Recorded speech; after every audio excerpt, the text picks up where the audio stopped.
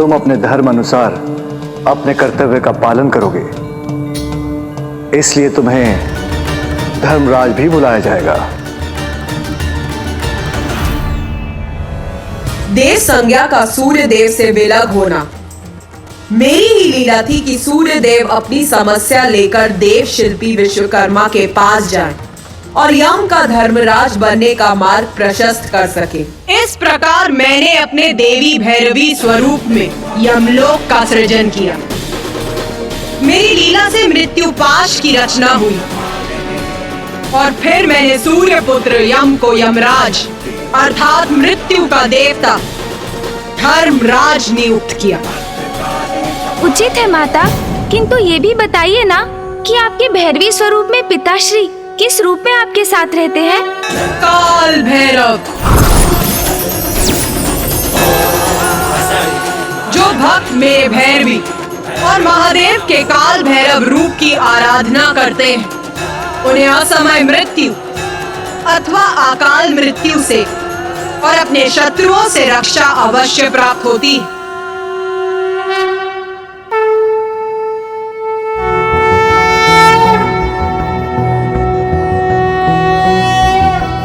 उद्ददभानुसहस्रकान्तिं ऋणक्षौमां शिरोमालिकां रक्तालिप्तपयोधरां जपपटिं विद्यां भीतिं वरं हस्ताब्जैर्धतिं त्रिनेत्रविलसद्वक्त्रारविन्दश्रियं देवीं बद्धिमांशुं रत्नमुकुटां वन्दे समन्विस्मिताम्।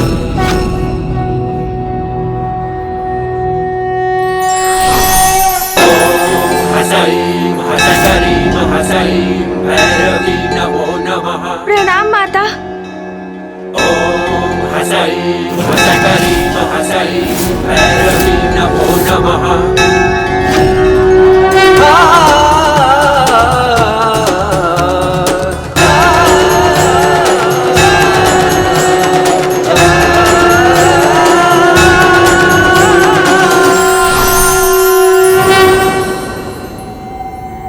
यम के अपने पद और दायित्व संभालने के बाद मनुष्य जन्म लेने के पश्चात अपनी आयु के अनुसार बालक, युवा और वृद्ध होने लगे और आयु समाप्त होने पर मृत्यु को प्राप्त करने लगे। संसार चक्र नियमित और सुचारू रूप से चलने लगा और अब ये विधान बन चुका था कि जो जन्म लेगा उसकी मृत्यु अवश्य होगी। किंतु मैं इस जीवन और मरण के चक्र में अपवाद बना।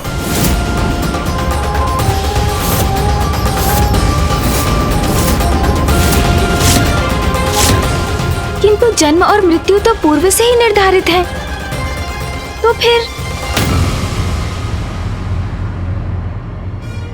ऋषिवर आप अपवाद बने अर्थात? मार्कंडे ही एकमात्र ऐसे प्राणी हैं जिनको मृत्यु स्पर्श भी नहीं कर सकती। मृत्यु से सुरक्षित हो गए ऋषि मार्कंडे, ये कैसे संभव हुआ माता? इसके पीछे भी मेरे भक्तों की अटूट भक्ति और मेरे और महादेव की लीला की कथा है गणेश। माता, भक्तों की भक्ति की ऐसी शक्ति कि मृत्यु भी उनसे पराजित हो जाए, तब तो इस कथा का श्रवण अत्यंत सुखकर और प्रेरणादायी होगा हमारे लिए। कृपया ये कथा हमें सुनाने की कृपा कीजिए माता। हाँ माता, हम सभी ऋषि मार्कंडेय की ये कथा सुनने के लिए अति उत्सुक हैं। हमें भी ये कथा सुनाइए ना माता। उचित है, वैसे भी भक्त की कथा के बिना भगवान की कथा तो अधूरी है। तो सुनो, मैंने देवी पार्वती के रूप में कठिन साधना कर महादेव का सानिध्य प्राप्त किया। उसी समयावधि में ऋषि भृगु के पुत्र ऋषि मृकेंडु का भी जन्म हुआ था, जो अत्यंत तेजस्वी थे। ऋषि मृकेंडु की पत्नी देवी मौर्गमती विवाह उपरांत अनेकों वर्षों तक संतान सुख से वंचित होने के कारण ऋषि मृकेंडु और देवी मौर्गमती संतान रहित होने की पीड़ा से ग्रसित थे।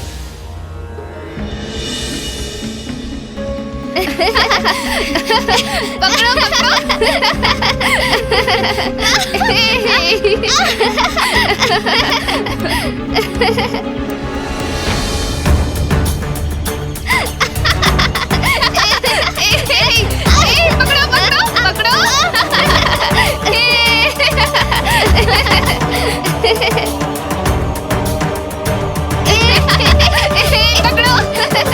देवी मौर्धमती को बालकों से इतना स्नेह है, किंतु संतान सुख से वंचित है। वो ज्ञात नहीं ईश्वर की क्या इच्छा है। जो भी है, प्रभु की साधना से ही हमें हमारी इस पीड़ा को दूर करने का कोई उपाय प्राप्त होगा। ऋषि मृकेंडु की पत्नी देवी मौर्धमती को भी प्रभु में उतनी ही आस्था थी जितनी कि उनके पति को। तो उन्होंने भी यही सुझाव दिया कि संतान सुख पाने के लिए दोनों पति पत्नी को कठोर तपस्या करनी चाहिए। फिर ऋषि मृकेंडु ने गहन वन में घोर तपस्या प्रारंभ की और वो स्वयं आश्रम में ही साधना के लिए तैयार हो गई। समय बीतता गया। समय के चक्र के अनुसार ऋतुओं में परिवर्तन होने लगा, किंतु ऋषि मृकेंडु और देवी मौर्धमती निरंतर तप करते रहे। उनके इस तप का प्रभाव अब प्रकृति पर भी होने लगा था। दोनों पति पत्नी ऋषि मृकेंडु और देवी मौर्धमती तपस्या में लीन हो गए।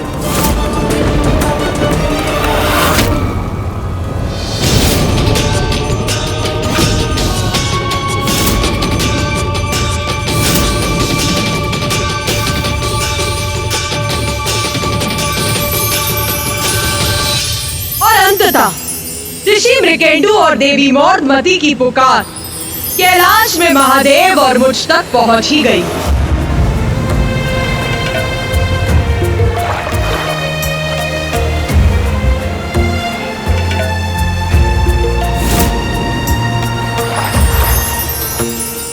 अरे, ये बेलपत्र स्वयं जल के साथ आ गया। देखो तो।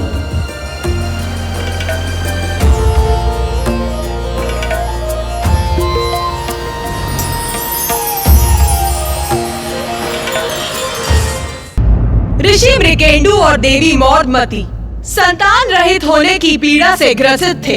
ऋषि मृकेंडु की पत्नी देवी मौर्धमती को भी प्रभु में उतनी ही आस्था थी जितनी कि उनके पति को। तो उन्होंने भी यही सुझाव दिया कि संतान सुख पाने के लिए दोनों पति पत्नी को कठोर तपस्या करनी चाहिए। और अंततः ऋषि मृकेंडु और देवी मौर्धमती की पुकार कैलाश में महादेव और मुझ तक पहुंच ही गई।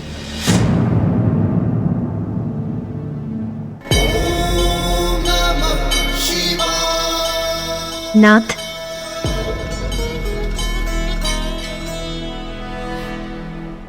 स्वामी,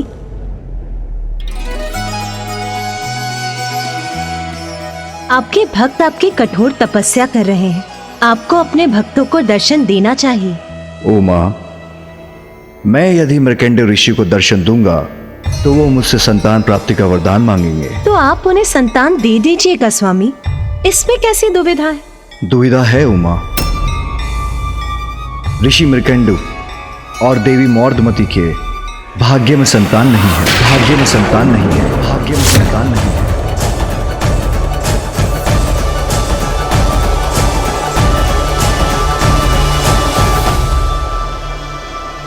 नाथ, मनुष्य तो स्वयं अपने कर्म से अपने भाग्य का निर्माण कर सकते हैं। ये सत्य है कि नियति ने ऋषि मृकेंडु को संतान सुख से वंचित रखने का निश्चय किया है, किंतु वो अपने तपस्या के बल से अपनी नियति को परिवर्तित कर नवीन भाग्य की रचना करने का प्रयत्न तो कर रहे हैं ना नाथ। उन्हें अपने इस कर्म का उचित फल तो मिलना ही चाहिए।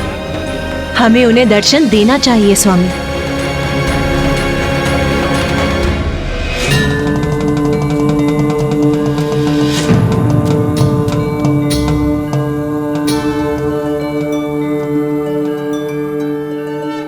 उचित है उमा, जैसी आपकी इच्छा।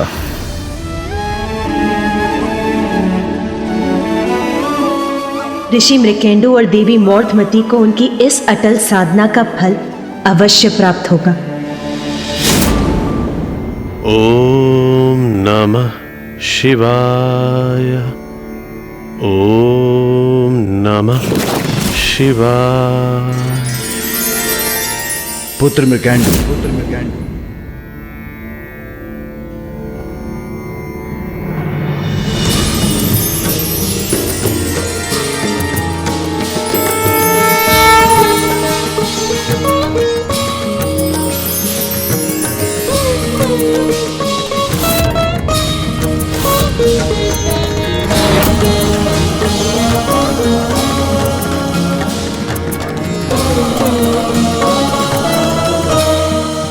माता, महादेव। पुत्र मृकेंडु, हम तुम्हारी तपस्या से और तुम्हारी पत्नी मौर्धमती की पूजा से अत्यंत प्रसन्न हुए। ओम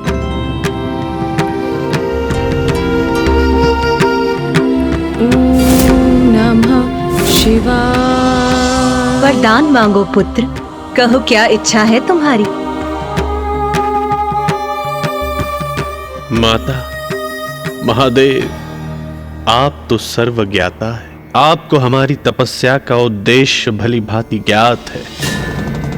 आपकी कृपा से सब कुछ है हमारे पास, किंतु कोई संतान नहीं है।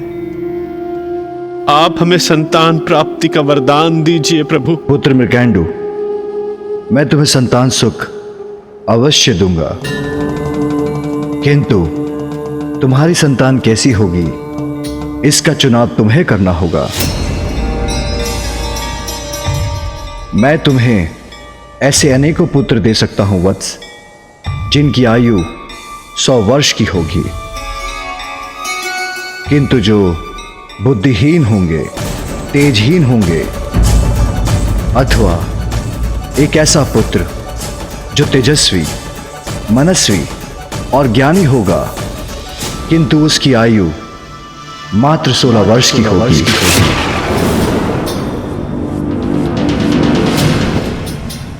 अनेक पुत्र जो तेजहीन, बुद्धिहीन होंगे, अथवा मात्र एक पुत्र जिसकी आयु 16 वर्ष की होगी।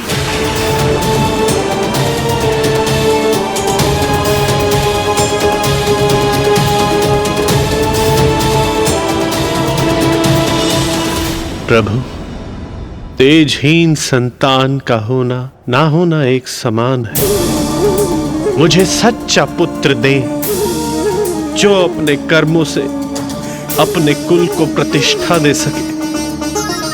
मुझे तेजस्वी पुत्र प्रदान करे प्रभु।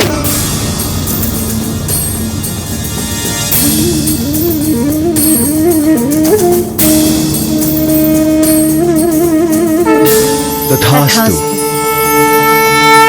महादेव से वरदान पाकर ऋषि मृकेंडु आश्रम लौट आए और कुछ समय पश्चात उनकी पत्नी देवी मौर्धमती ने एक तेजस्वी पुत्र को जन्म दिया।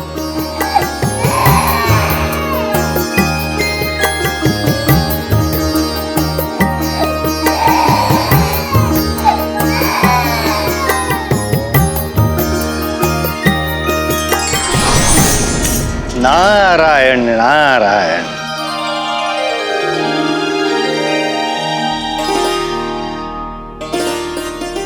प्रणाम देवर्षि।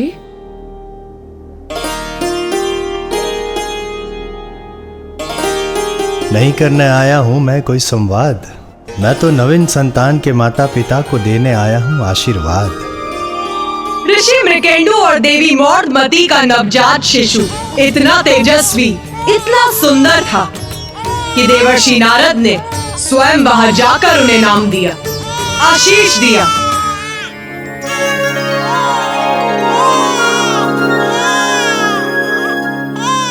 अति सुंदर। ओम नमः शिवाय। मार्केंडे,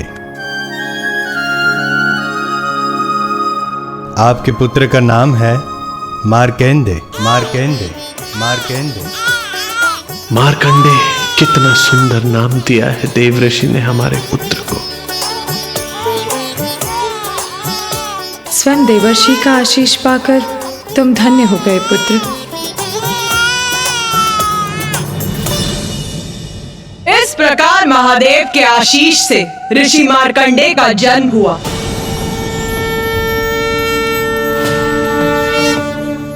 माँ और पिताश्री को ज्ञात था कि ऋषि मृकेंडु और माता मौर्धमती के भाग्य में संतान नहीं। फिर भी माँ ने पिताश्री को समझाया कि मनुष्य ही अपने भाग्य रचता है, किंतु माता, सबका भाग्य तो नियति द्वारा पूर्व निर्धारित होता है ना। दोनों ही बातें सत्य हैं। ये भी कि मनुष्य का भाग्य पूर्व निर्धारित होता है, और ये भी कि सच्ची भक्ति, सत्कर्म और भगवान की प्रार्थना कर और अपने अथक प्रयास से मनुष्य अपनी नियति परिवर्तित कर सकता है। यही है ऋषि मार्कंडेय की उस प्रयास की कथा, जिस प्रयास से ऋषि मार्कंडेय ने अपना भाग्य परिवर्तित कर लिया।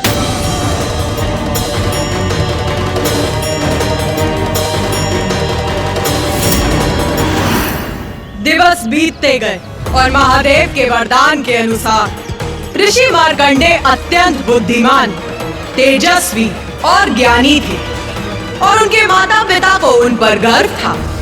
पुत्र सुख पाकर ऋषि मृकेंडु और देवी मौर्धमती इतने प्रसन्न थे कि वो अपनी सारी चिंताएं भूल गए थे, और ये भी भूल गए थे कि महादेव ने ये भी तो कहा था कि मार्कंडेय मात्र 16 वर्ष तक ही जीवित रहेंगे।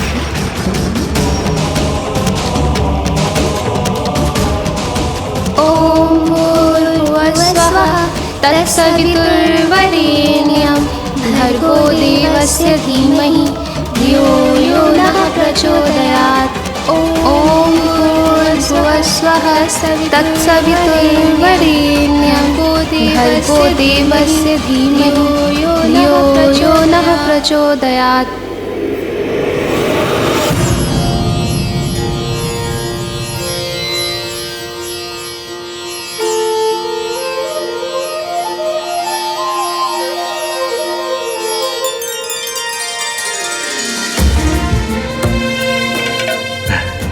पुत्र मार्कंडेय, कल तुम अपने 16वें वर्ष की आयु में प्रवेश कर रहे हो, और साथ ही तुम वेद शास्त्रों के दर्शन और व्याकरण में भी निपुण हो चुके हो।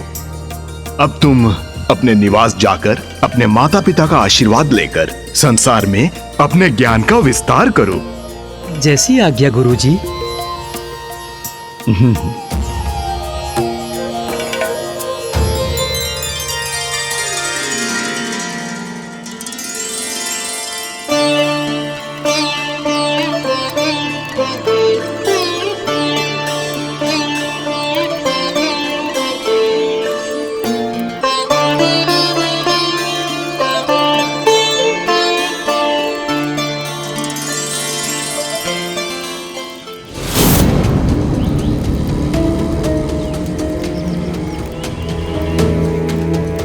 जब से मार्कंडेय ने गुरुकुल जाना आरंभ किया है, आप प्रतिदिन द्वार पर खड़े रहकर उसकी आतुरता से प्रतीक्षा करते हैं। मेरा तो मन ही नहीं मानता, स्वयं को नहीं रोक पाता हूं मैं।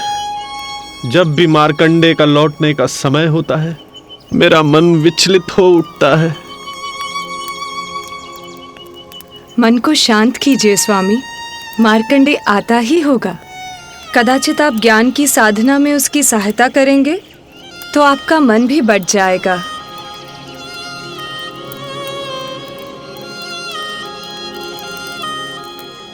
चलिए देवी, पुत्र की प्रतीक्षा में हम आपकी सहायता कर देते हैं।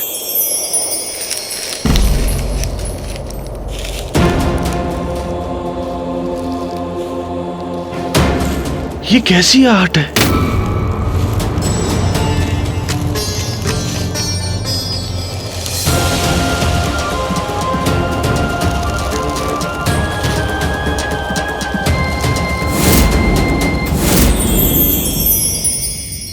देवर्षि, आप आइए। देवर्षि आइए।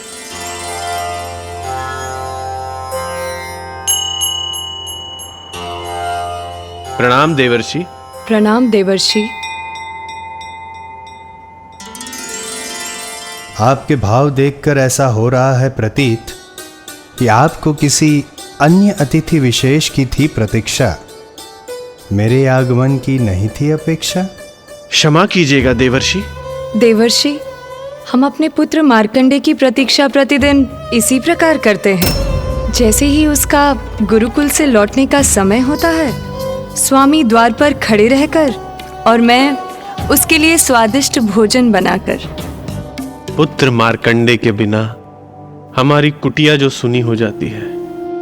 हमारे प्रत्येक दिवस का मुख्य भाग उसका लौटना ही होता है देवऋषि।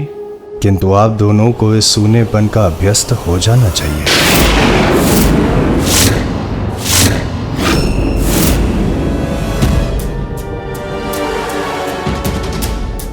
देवर्षि, ये आप क्या कह रहे हैं?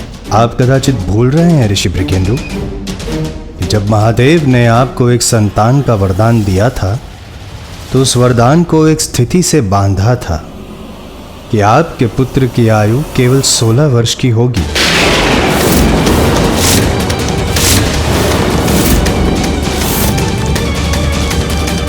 मैं तुम्हें ऐसे अनेकों पुत्र दे सकता हूं वत्स, जिनकी आयु 100 वर्ष की होगी, किंतु जो बुद्धिहीन होंगे, तेजहीन होंगे, अथवा एक ऐसा पुत्र जो तेजस्वी, मनस्वी और ज्ञानी होगा, किंतु उसकी आयु मात्र 16 वर्ष की होगी।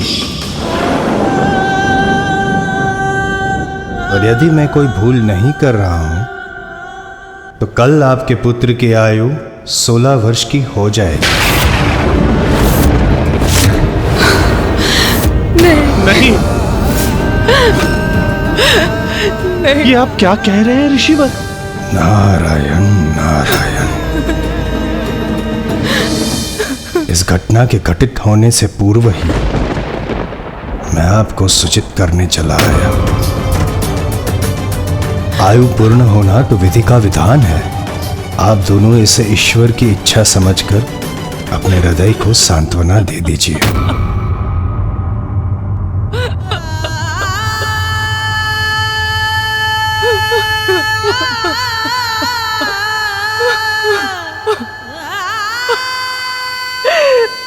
मेरा पुत्र, मेरा मार्कंडे, हम कैसे रहेंगे उसके बिना? मृत्यु तो केवल तन की होती है, आत्मा तो अजर अमर होती है और आयु पूर्ण होने पर नवीन जन्म लेकर अपने तन को परिवर्तित कर लेती है। फिर इस नश्वर तन से कैसा मोह?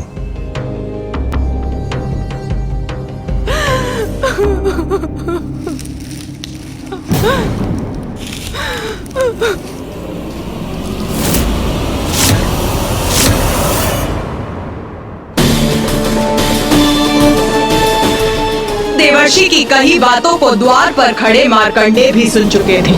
उस समय बालक मार्कंडे के मन में तूफान उठ रहा था।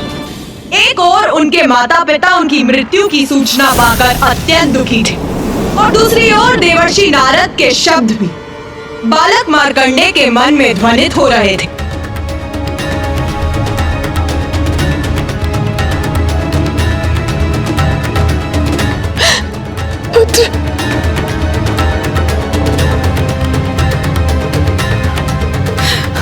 पुत्र,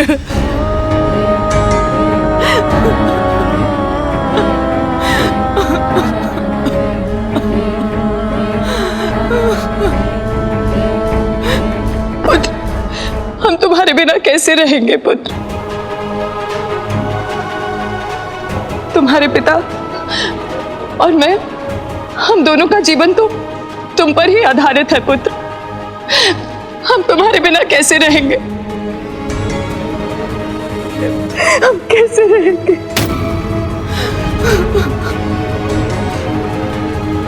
माँ, पिताजी,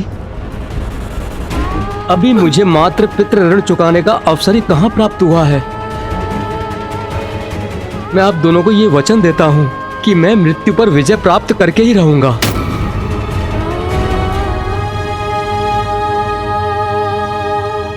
मृत्यु पे विजय? ये कैसे संभव है? नारायण नारायण। मुझे मृत्यु का भय नहीं, किंतु अपने माता पिता की सेवा के लिए, उनके सुख के लिए मैं अवश्य अपने भाग्य को परिवर्तित करूंगा।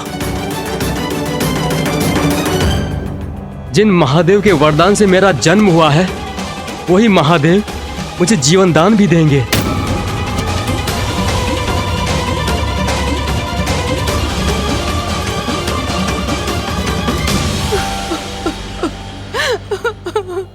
पुत्र, कहाँ जा रहे हो पुत्र?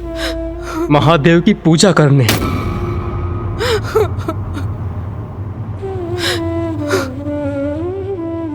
प्रणाम ऋषिगण। आयुष्मान भव।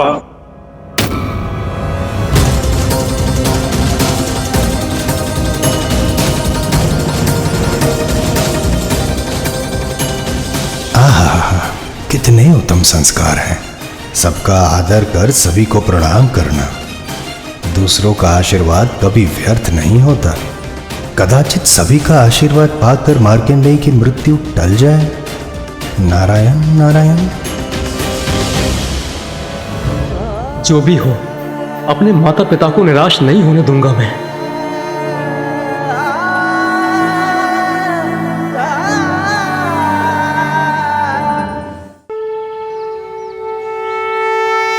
वन में जाकर बालक मार्कंडेय ने एक छोटे से मंदिर में जाकर एक पार्थिव शिवलिंग का निर्माण किया और शिवलिंग का जलाभिषेक कर पूजा करते समय वो निरंतर ओम नमः शिवाय का जाप करता रहा।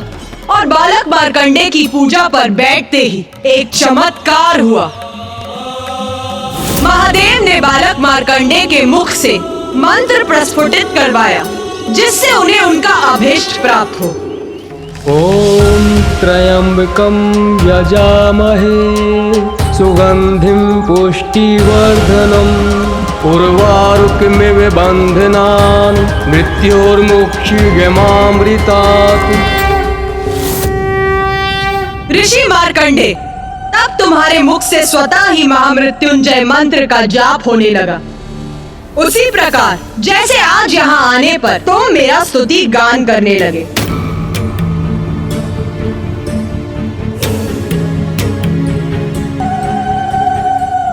माता, ये महामृत्युंजय जाप क्या होता है और क्या है इसका अर्थ? उस समय ऋषि मार्कंडेय के मुख से उत्पन्न होने वाले महामृत्युंजय मंत्र की अद्भुत दिव्यता है। ये मंत्र मृत्यु पर विजय प्रदान करता है। इसका अर्थ है, जो त्रिनेत्रों वाले त्र्यंबकम है, जिनकी हम पूजा करते हैं, जिनका प्रभाव मीठी सुगंध के समान है, जो हम सभी का पोषण करते हैं, जो हमारे जीवन को सुख, समृद्धि और स्वास्थ्य प्रदान करते हैं, वो ही हमें मृत्यु से मुक्ति दे, मोक्ष दे। माता, संसार का प्रत्येक आविष्कार आप ही की कृपा से हुआ है। बस उसका कोई ना कोई माध्यम मात्र बना है। संसार के समक्ष उस श्रेय का पात्र तो माध्यम बनता है, किंतु वास्तव में तो संपूर्ण श्रेय आपका ही है माता। किंतु मेरी इच्छा की पूर्ति का माध्यम प्रत्येक व्यक्ति नहीं बन सकता मार्कंडेय। उसके लिए भी तो सुपात्र की आवश्यकता है। माता, आप माध्यम हेतु सुपात्र का चयन कैसे करती हैं? जो मन वचन कर्म से शुद्ध होता है, जिसमें भक्ति के प्रति आत्मविश्वास होता है, वही मेरा माध्यम बनता है। मृत्यु निकट होने पर भी निर्भय रहकर जो आत्मविश्वास मार्कंडेय ने दर्शाया है, उसी से उसने अपने सुपात्र होने का परिचय दिया है। फिर क्या हुआ माता? महाकाली। सब कुछ भूलकर संपूर्ण रात्रि मार्कंडेय जाप करता रहा। ओम त्र्यंबकं यजामहे सुगंधिं पुष्टिवर्धनम् उर्वारुकमिव बन्धनामृत्यैर्मुक्षीयमामृतात्। ओम त्र्यंबकं यजामहे सुगंधिं पुष्टिवर्धनम् उर्वारुकमिव बन्धनामृत्यैर्मुक्षीयमामृतात्। वो रात्रि मार्कंडेय की अंतिम रात्रि थी। जब अगले दिवस सूर्य उदय हुआ तो मार्कंडे की आयु 16 वर्ष की हो चुकी थी। पुष्टिवर्धनम् उर्वारुकमिव बन्धनात् मृत्युर्मुक्षीयमामृतात्। ये कैसा दुर्भाग्य है हमारे पुत्र के 16वें वर्ष में प्रवेश करने का उत्सव मनाने के स्थान पर हम उसे लेकर आतंकित हो रहे हैं।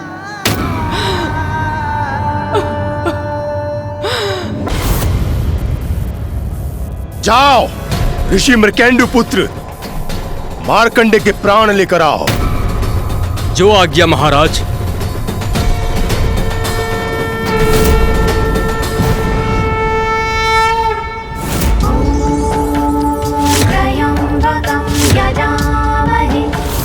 सुगंधिं पुष्टिवर्धनं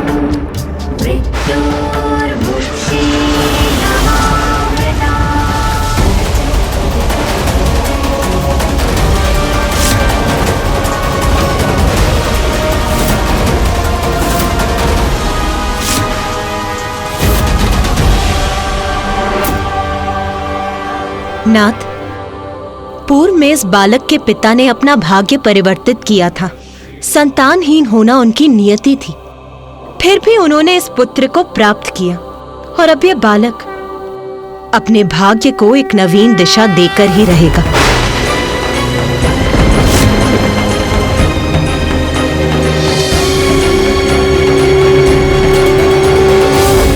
ओम त्र्यंबकं यजामहे सुगंधिं पुष्टिवर्धनम् उर्वारुकमिव बन्धनान् मृत्योर्मुक्षीयमामृतात्।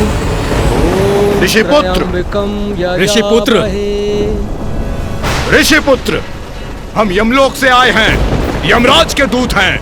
तुम्हारी आयु समाप्त हुई, हम तुम्हारे प्राण हरने आए हैं।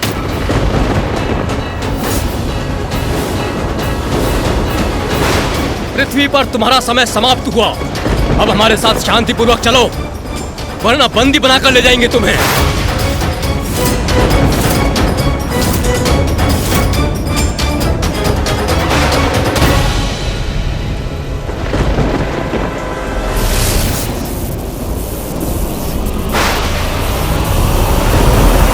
तुम्हें पर्याप्त समय और चेतावनी दे चुके हैं हम। यदि शांतिपूर्वक नहीं चलोगे तो हम तुम्हें इस पाश से बांधकर यमलोक ले जाएंगे।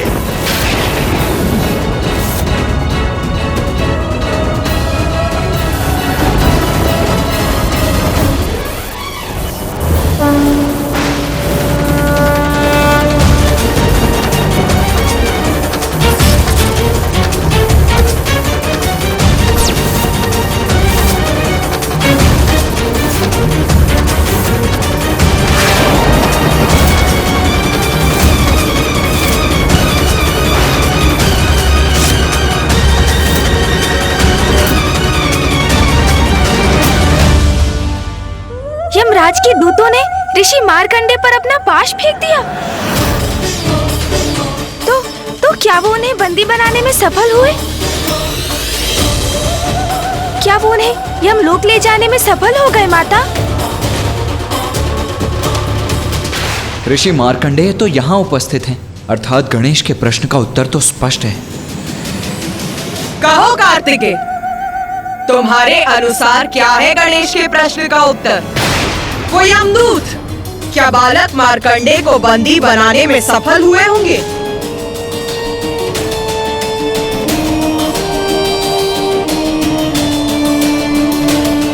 माता, ऋषि मार्कंडेय तो हम सभी के समक्ष हैं, जीवित खड़े हैं। तो क्या अर्थ समझू इसका कि दोनों यमदूत मार्कंडेय के प्राण नहीं हर सके? तो क्या तुम्हारे अनुसार मेरे द्वारा उत्पन्न यमदूत अक्षम थे अपने कार्य का निर्वाह करने में?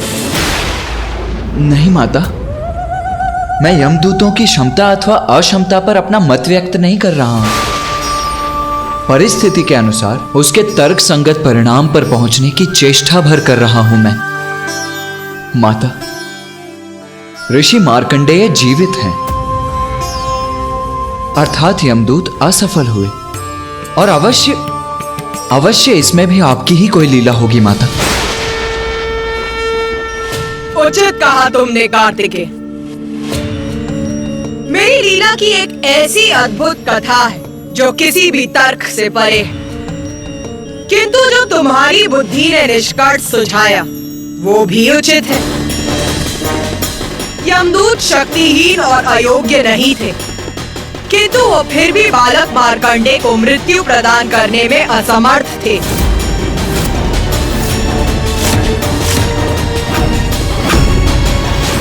ये कैसे हुआ माता?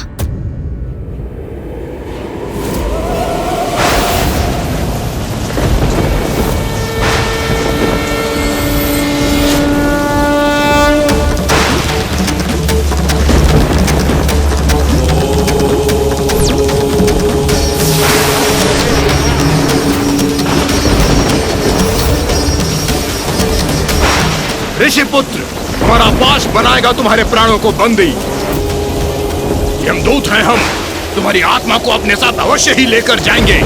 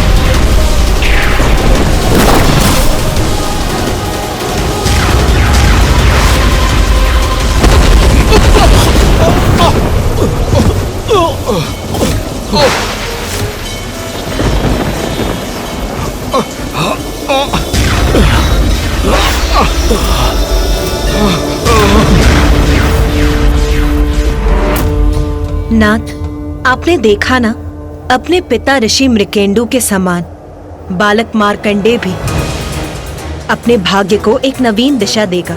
वो सत्य हुआ। यमदूत उसके निकट भी नहीं आ सके, स्पर्श भी नहीं कर सके उसका।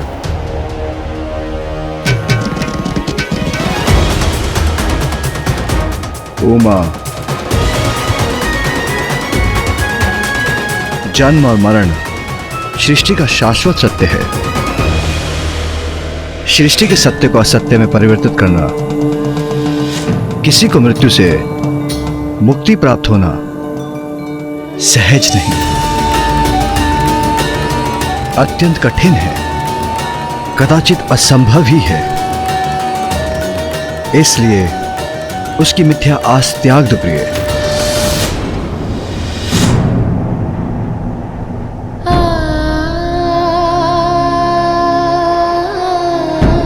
तो क्या महादेव अपने भक्त की भक्ति को नकार देंगे? उसको उसकी आस्था, उसकी श्रद्धा का उचित फल प्रदान नहीं करेंगे? अवश्य ये कोई असाधारण बालक है। इसकी रक्षा कोई दिव्य मायावी शक्ति कर रही है। हमें यथाशीघ्र ही धर्मराज यमराज को जाकर इसके बारे में सूचित करना चाहिए।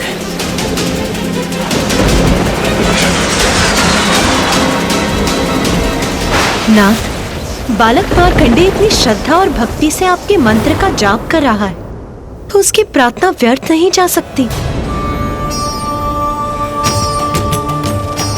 उसे उसके संकट से मुक्ति का मार्ग प्राप्त होगा ना स्वामी?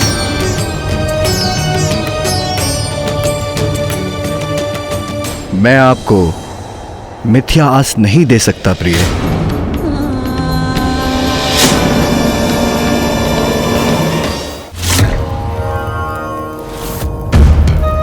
मृदुल, पूर्वी, उचित है। त्रयराज, उचित है।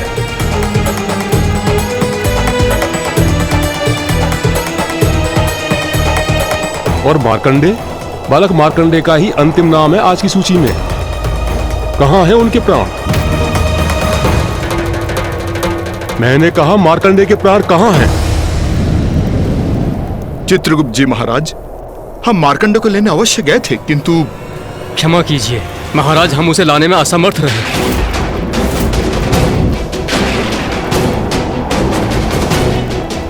असमर्थ रहे?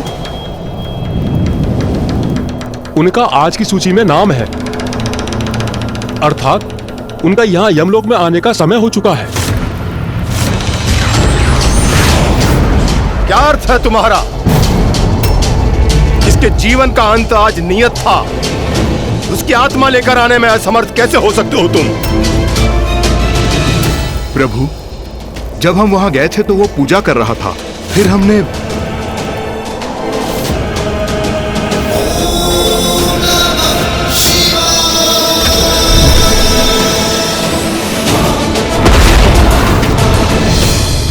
ये कैसे हो सकता है? यदि मार्कंडे की मृत्यु आज नियत है तो मेरे यमदूतों को उसकी आत्मा यमलोक लाने में कोई कठिनाई नहीं होनी चाहिए। हम भी इसी विश्वास के साथ वहां गए थे यमराज, किंतु हमारा वो पाश उसे बंधक बनाने में असमर्थ रहा। ऐसा प्रतीत होता है कि कोई दिव्य शक्ति सुरक्षा कवच बनकर उसकी सुरक्षा कर रही है। ऐसा पूर्व में कभी नहीं हुआ। प्रभु, कहीं ऐसा तो नहीं कि ये यमदूत उस बालक के प्राण को इसलिए नहीं ला पाए क्योंकि माता भैरवी द्वारा निर्धारित नियमों के अनुसार संतों ऋषियों की आत्माओं को लेने आपको स्वयं जाना चाहिए। मैं पूर्व भी आपसे यह निवेदन कर चुका हूं, किंतु चित्रगुप्त जी, इसका उत्तर हम पहले भी दे चुके हैं। यदि प्रत्येक ऋषि और संत के प्राण हम स्वयं लेने जाएंगे तो यमलोक की व्यवस्था कौन संभालेगा? कोई भी शक्ति, साधारण हो या असाधारण, दिव्य हो या मायावी, मेरी शक्ति को काटकर मृत्यु को नहीं टाल सकती। आयु पूर्ण होने पर स्वयं ब्रह्मदेव भी मेरे अर्थात धर्मराज यमराज के कार्य में बाधा नहीं बन सकते।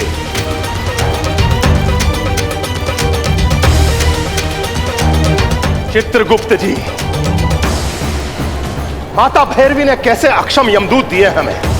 2 यमदूत एक 16 वर्षीय बालक के प्राण हरकर नहीं ला सके। धिक्कार है इन्हें।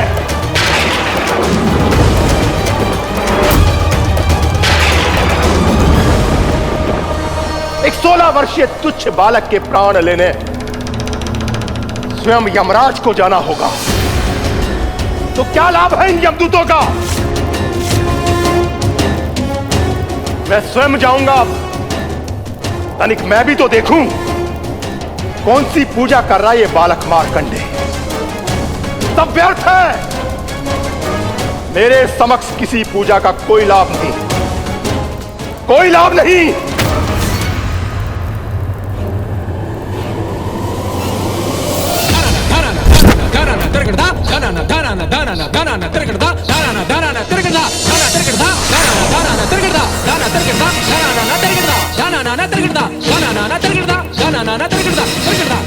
सृष्टि का नियम कोई भंग नहीं कर सकता। मेरी शक्ति को कोई चुनौती दे, वो भी एक तुच्छ बालक, कदापि स्वीकार नहीं करूंगा, कदापि नहीं।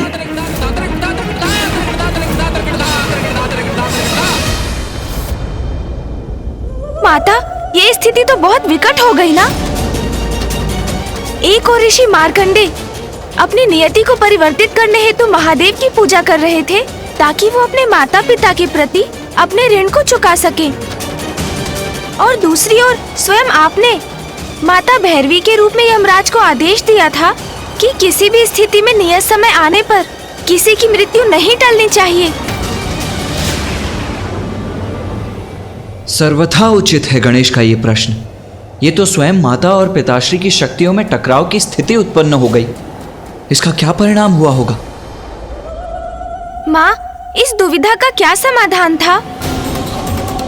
मृत्यु के नियम तो आपने ही निर्धारित किए थे, और ऋषि मार्कंडे उन्हीं नियमों को भंग करने के लिए पूजा कर रहे थे।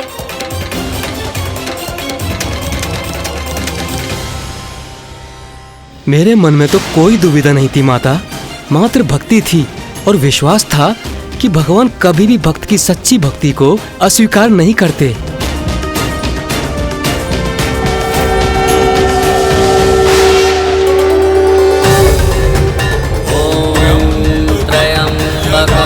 यजामहे सुगन्धिं पुष्टिवर्धनम् उर्वारुकमिव बन्धनामृत्येर्मुक्षीमामृतात्। ॐ त्र्यम्बकं यजामहे सुगन्धिं पुष्टिवर्धनम् उर्वारुकमिव बन्धनामृत्येर्मुक्षीमामृतात्। त्र्यम्बकं यजामहे सुगन्धिं पुष्टिवर्धनम् उर्वारुकमिव बन्धनात् मृत्युर्मुक्षीमामृतात्।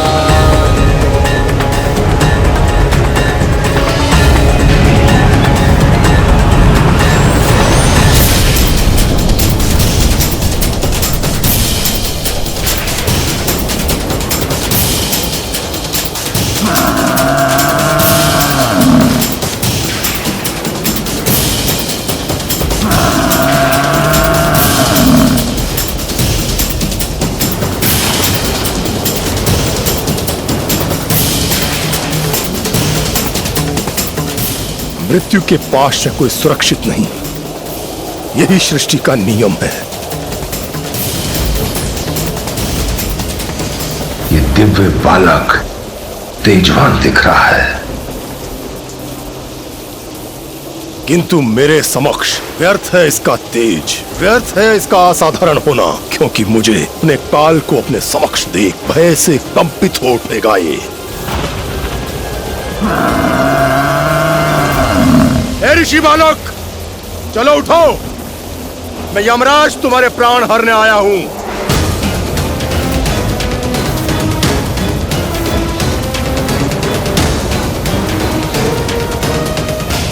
इस बालक का इतना दुस्साहस, मेरी अवहेलना कर रहा है। क्या इसे ज्ञात नहीं, इसकी कोई युक्ति, इसका कोई उपाय इसे मुझसे रक्षित नहीं कर सकता। तुमने सुना नहीं बालक, अपनी मृत्यु से अपनी रक्षा करने की तुम्हारी ये युक्ति, तुम्हारी ये पूजा सब व्यर्थ है। चलो उठो और चलो मेरे साथ।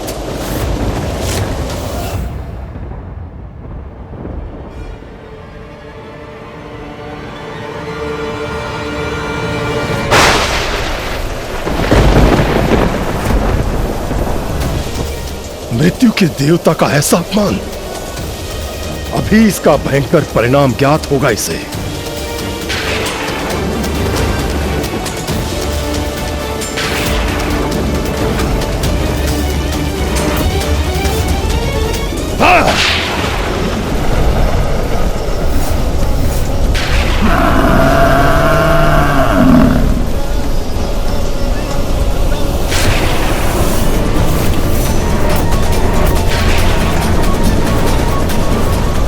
का समय आने पर प्राणी के प्राण हरने से कोई मुझे नहीं रोक सकता, कोई भी नहीं।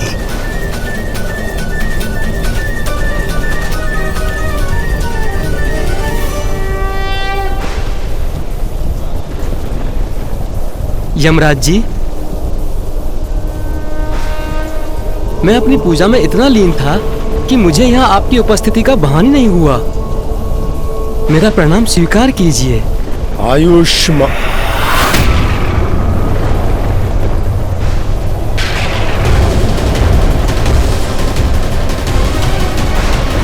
ये मैं कैसा आशीर्वाद दे रहा हूं इसे?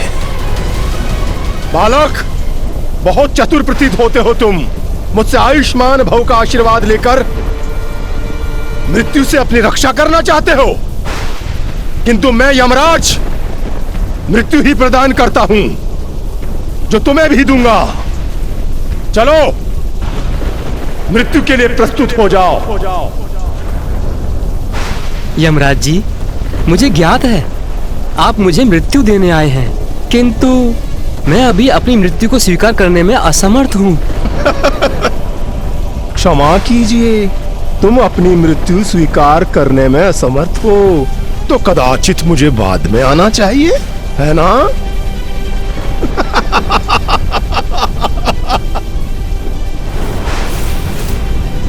बालक, परिहास कर रहे हो, वो भी मेरे साथ, अर्थात यमराज के साथ। यमराज के साथ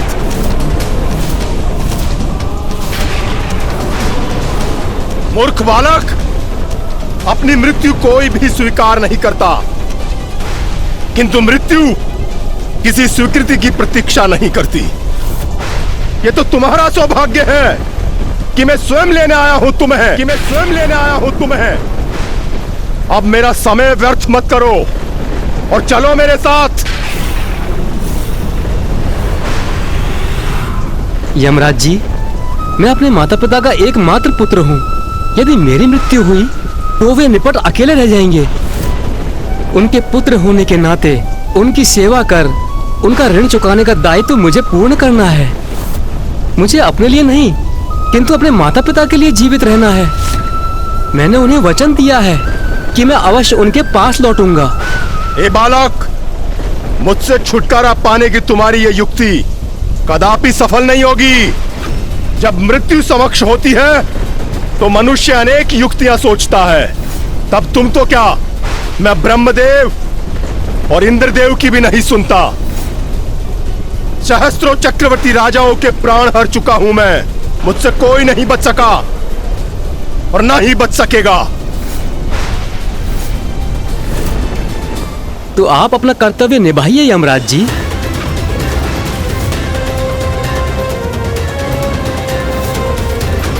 किंतु मुझे पूर्ण विश्वास है कि परमपिता परमात्मा मेरी रक्षा के लिए अवश्य आएंगे।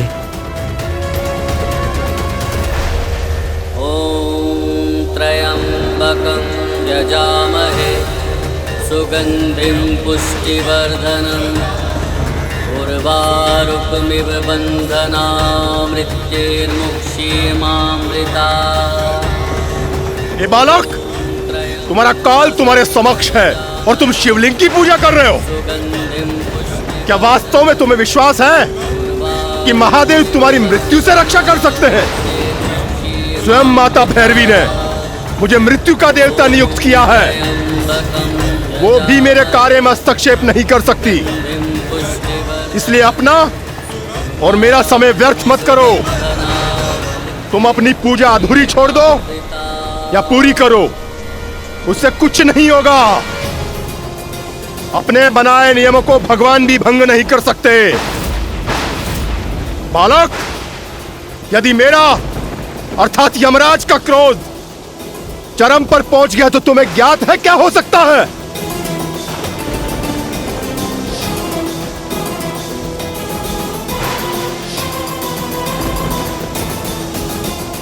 यमराज जी, मैं किसी भी प्रकार आपका अपमान करने का इच्छुक नहीं, किंतु आपने मुझसे एक प्रश्न पूछा है जिसका उत्तर है चंद्रशेखर चंद्रशेखर चंद्रशेखर रक्ष मां, चंद्रशेखर चंद्रशेखर चंद्रशेखर पाहि मां, रत्नसानुशरासनं रजताश्रीनिकेतनं। स्वामी, आपका भक्त आठ स्वर में आपको पुकार रहा है, आपसे अपनी रक्षा की गुहार लगा रहा है। महादेव को अपनी रक्षा का मार्ग बनाना चाहता है ये, किंतु मृत्यु से इसकी रक्षा तो महादेव भी नहीं कर सकते। पदाम्बुजद्वयशोभितं भाललोचन जात पावक दग्ध मन्मत्र विग्रहं भस्मदिग्धकलेवरं भवनाशनं भवं व्ययं चंद्रशेखरमाश्रये।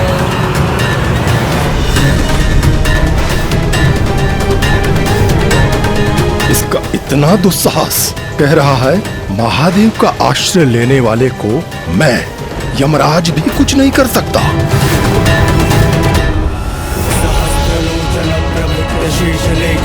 नाथ, आपने मुझसे कहा था कि मैं मिथ्या आस ना रखूं, किंतु मेरी आस मिथ्या नहीं, विश्वास है मेरा।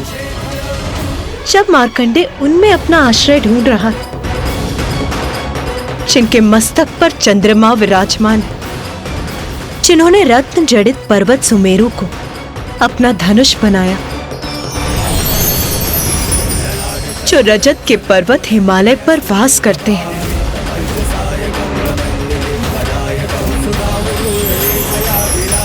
जो नागराज वासुकी की डोरी को अपने हाथ में थामते हैं,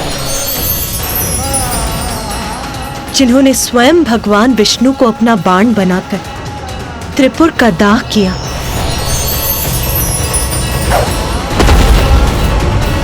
अर्थात जब मार्कंडे आपकी शरण में तो मृत्यु के देवता यमराज उसे कोई क्षति कैसे पहुंचा सकते हैं? मम का करिष्यति वै यमः पपादप पुष्प गंध पदाम्बुज द्वय शोभितम् भानलोचन जात पावक दग्ध मन्मत्र विग्रहम् भस्म दिग्ध कलेवरम्। इसकी इस पूजा को यहीं रोककर विलंब अपने साथ ले जाना चाहिए मुझे।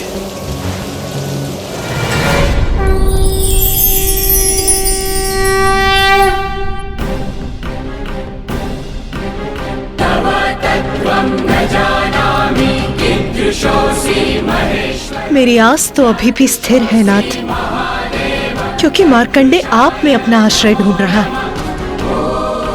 वो जिनके चरण कमल मंदारादि सुगंधित कपाल का वृक्षों के पंच पुष्पों से सुशोभित है,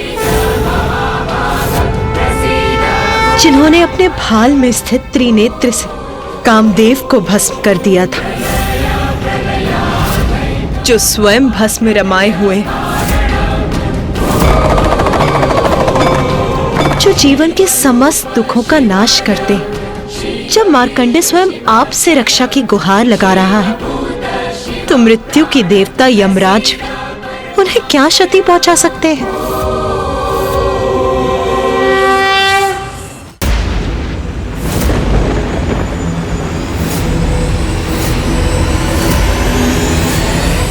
बस बालक, बहुत हो गई तुम्हारी ये पूजा और बहुत हो गया तुम्हारे द्वारा महादेव का स्तुति गान। मेरा इतना अपमान। महादेव तुम्हारे रक्षक हैं, तो मैं क्या कर सकता हूं? यही है ना तुम्हारा प्रश्न? तो मैं अभी इसका उत्तर देता हूं।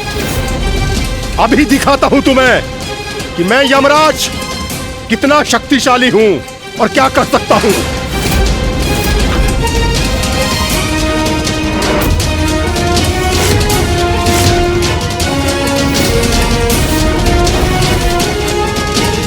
ये पाश स्वयं माता भैरवी ने मुझे प्रदान किया था।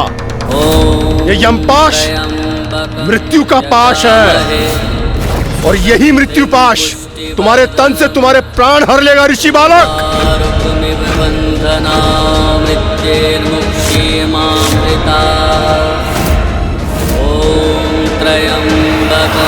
यजामहे सुगंधिं पुष्टिवर्धनम् उर्वारुकमिव बन्धना मृत्युर्मुक्षीमामृता। और स्मरण रहे, इस मृत्यु पाश से किसी की रक्षा संभव नहीं है। पुष्टिवर्धनम् उर्वारुकमिव बन्धना मृत्युर्मुक्षीमामृता।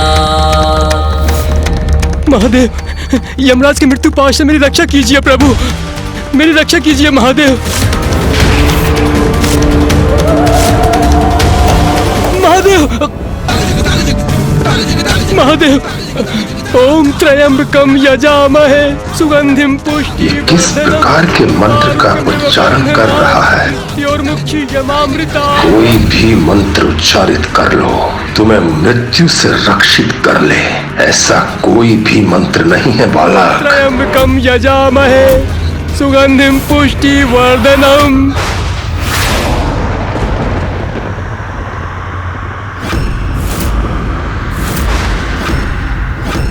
मेरा यमपाश, उसे कोई क्षति कैसे पहुंच सकती है?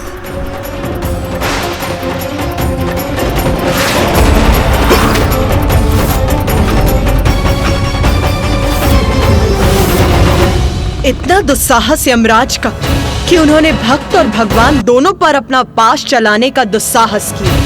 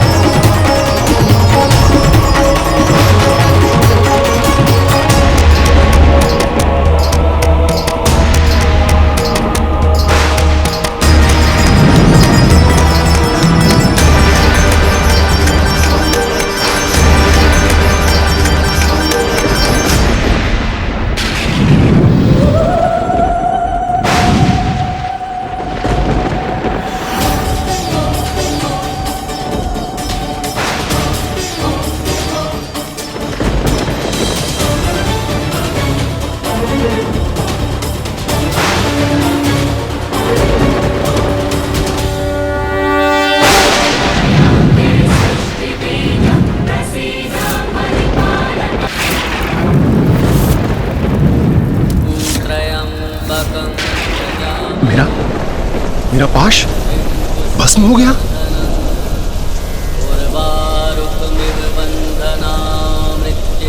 मेरे पाश के भस्म होने का, मेरे इतने बड़े अपमान का कारण यही तुच्छ ऋषि बालक और इसका हठ है, जिसे मैं अब अवश्य भंग करूंगा। देखता हूँ महादेव भी मृत्यु से इसकी रक्षा कैसे करते हैं।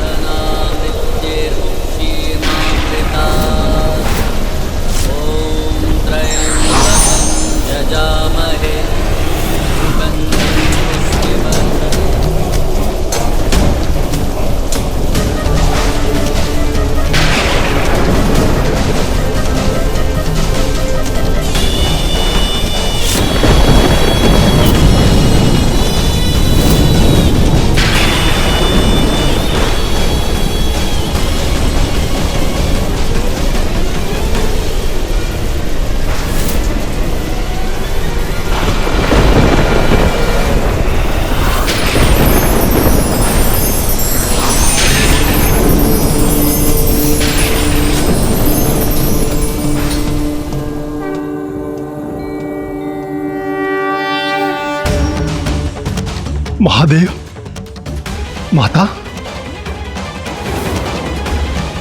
आदिशक्ति अपने अर्धनारेश्वर रूप में।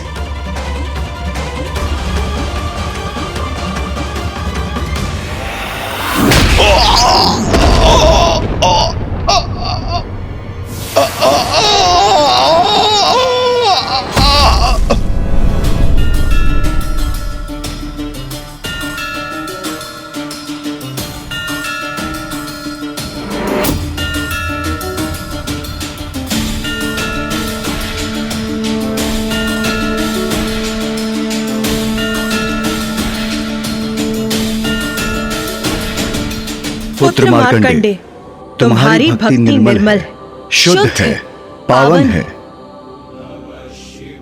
स्वामी के प्रति तुम्हारा अटल विश्वास अद्भुत है, अपूर्व है पुत्र मार्कंडे। यमराज, तुम्हारे अहंकार के दंड स्वरूप आज मेरे हाथों तुम्हारा अंत होगा काल देवता।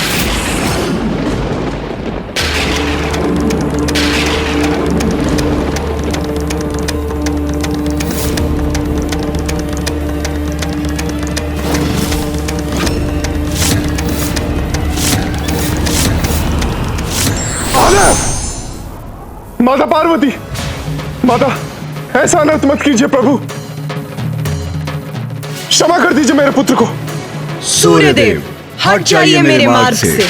मैं आपसे विनती करता हूं प्रभु, मेरे पुत्र को क्षमादान देने की कृपा कीजिए।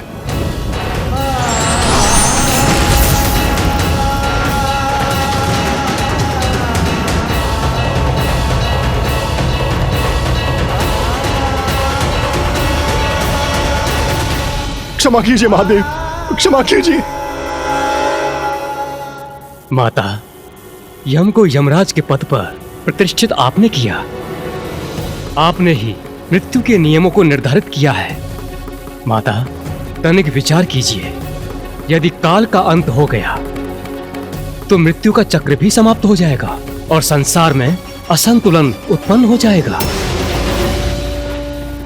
मैं निवेदन करता हूं, जगत जननी है आप, जगत पिता है आप, यम को क्षमा कर दीजिए, अपनी संतान पर दया कीजिए।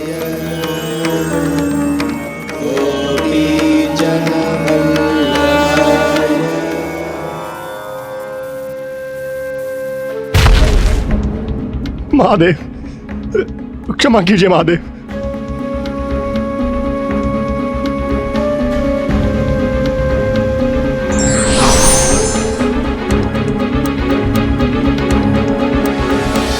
मुझसे बहुत बड़ा अपराध हुआ है महादेव, मुझे क्षमा कीजिए माता, मुझे क्षमा कीजिए। माता, आपने और पिताश्री ने अर्धनारीश्वर रूप में ऋषि मार्कंडे की यमराज से रक्षा तो कर ली, किंतु माता। किंतु क्या गणेश? मेरी धृष्टता क्षमा करे माता, किंतु मैं यमराज का अपराध नहीं समझ सका। वो तो अपना वही कर्तव्य निभाने आए थे जो आपने और पिताश्री ने उन्हें कालदेव के रूप में सौंपा था। तो फिर उनकी भूल क्या थी माता?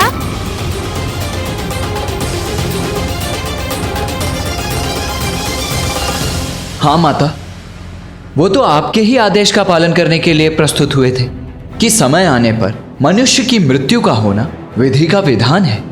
फिर अपने विधान पर अडिग रहकर यमराज ने कोई अपराध कैसे किया माता? गणेश, कार्तिकेय, यदि प्रश्न तर्क संगत है, उचित है, तो उसे पूछने में संकोच नहीं होना चाहिए। उस दिवस हमसे क्षमा याचना करने के पश्चात यमराज ने भी महादेव से यही प्रश्न किया था। तो माता, पिताश्री ने उन्हें क्या उत्तर दिया? महादेव ने कहा, यम, तुम यही जानना चाहते हो ना कि तुमसे क्या अपराध हुआ? तो सुनो, तुम्हारी पहली भूल मार्कंडे के प्राण को यमलोक ले जाने के लिए तुम्हारा यमदूतों को भेजना, जबकि यह स्पष्ट है संतों ऋषियों के प्राणों को हरने के लिए तुम्हें स्वयं आना चाहिए था।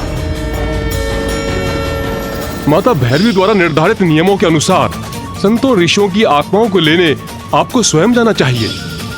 यदि प्रत्येक ऋषि और संत के प्राण हम स्वयं लेने जाएंगे तो यमलोक की व्यवस्था कौन संभालेगा? तुम्हारी दूसरी भूल अधिकार के अहंकार में आकर मेरे भक्त मार्कंडे द्वारा की जाने वाली मेरी पूजा में व्यवधान डालना।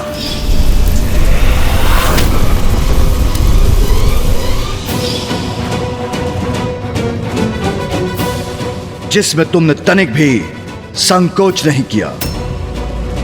तुम यदि चाहते तो कुछ क्षण प्रतीक्षा कर सकते थे, किंतु तुमने वो नहीं किया। तुम्हारी तीसरी भूल तुम्हारी भ्रांति की कि तुम सभी को मृत्यु प्रदान कर सकते हो, यहां तक कि ब्रह्मदेव, इंद्रदेव आदि को भी प्रभावित कर सकते हो, किंतु कोई तुम्हारे प्राण नहीं हर सकता। जब मृत्यु समक्ष होती है तब तुम तो क्या, मैं ब्रह्मदेव और इंद्रदेव की भी नहीं सुनता। तुम्हारे इन तीनों अपराधों के दंड हेतु मैं तुम्हारा वध करने के लिए प्रेरित हुआ।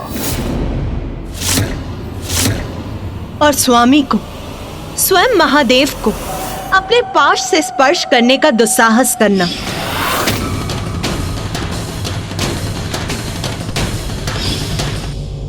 इन सभी में सबसे बड़ा अपराध था।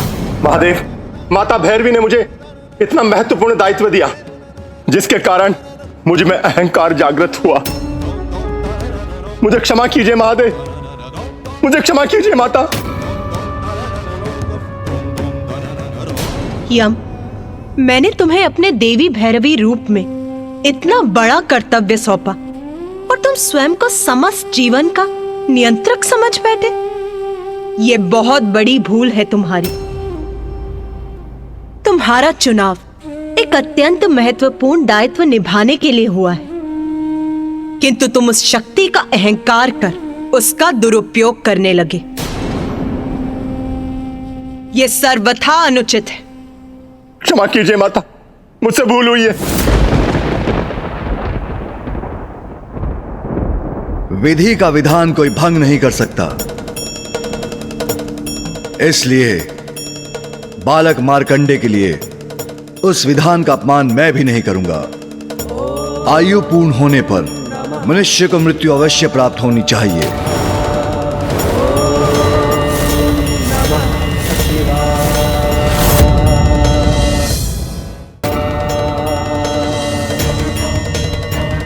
उमा, स्मरण कीजिए, मैंने मार्कंडे के पिता ऋषि मृकेंडु को पुत्र प्राप्ति का वरदान प्राप्त करने के लिए क्या कहा था? मैं तुम्हें ऐसे अनेकों पुत्र दे सकता हूं वत्स, जिनकी आयु 100 वर्ष की होगी, किंतु जो बुद्धिहीन होंगे, तेजहीन होंगे, अथवा एक ऐसा पुत्र जो तेजस्वी, मनस्वी और ज्ञानी होगा, किंतु उसकी आयु मात्र 16 वर्ष की होगी। इसलिए मैं वरदान देता हूं कि आज के बाद मार्कंडे की आयु 16 वर्ष से अधिक कभी नहीं होगी। 16 वर्ष से अधिक कभी नहीं होगी। 16 वर्ष से अधिक कभी नहीं होगी।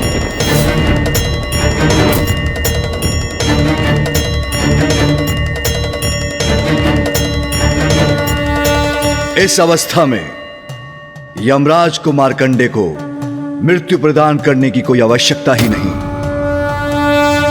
कर्पूरगारं करुणावतारं संसारसारं भुजगेन्द्रहारं सदा वसन्तं हृदयारविन्दे भवं भवानी सहितं नमामि।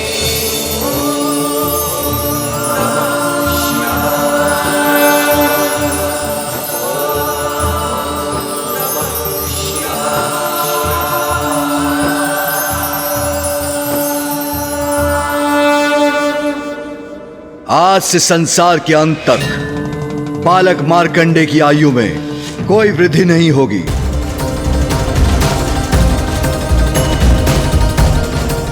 ये सदैव चिरंजीवी रहेंगे। पुत्र मार्कंडे, ये सब तुम्हारी भक्ति और माध्यम से तुम्हारे द्वारा महामृत्युंजय मंत्र के आविष्कार के कारण हुआ। जब तुम अपनी मृत्यु को अपने समक्ष पाकर निरुपाय हो चुके थे, तो तुमने भक्ति और निष्ठा से मुझे पुकारा और तुम्हारे मुख से स्वतः ही महामृत्युंजय मंत्र प्रस्फुटित होने लगा। तब तुम्हें इस मंत्र का महत्व ज्ञात नहीं था पुत्र मार्कंडे, किंतु महामृत्युंजय मंत्र के जाप से ही तुम्हारे प्राणों की रक्षा संभव हुई। और आज मैं ये भी घोषणा करता हूं कि जो भी महामृत्युंजय मंत्र का जाप करेगा, उसकी अकाल मृत्यु कदापि नहीं होगी। उसकी अकाल मृत्यु कदापि नहीं होगी। वो भीषण रोगों से भी मुक्ति पाएगा।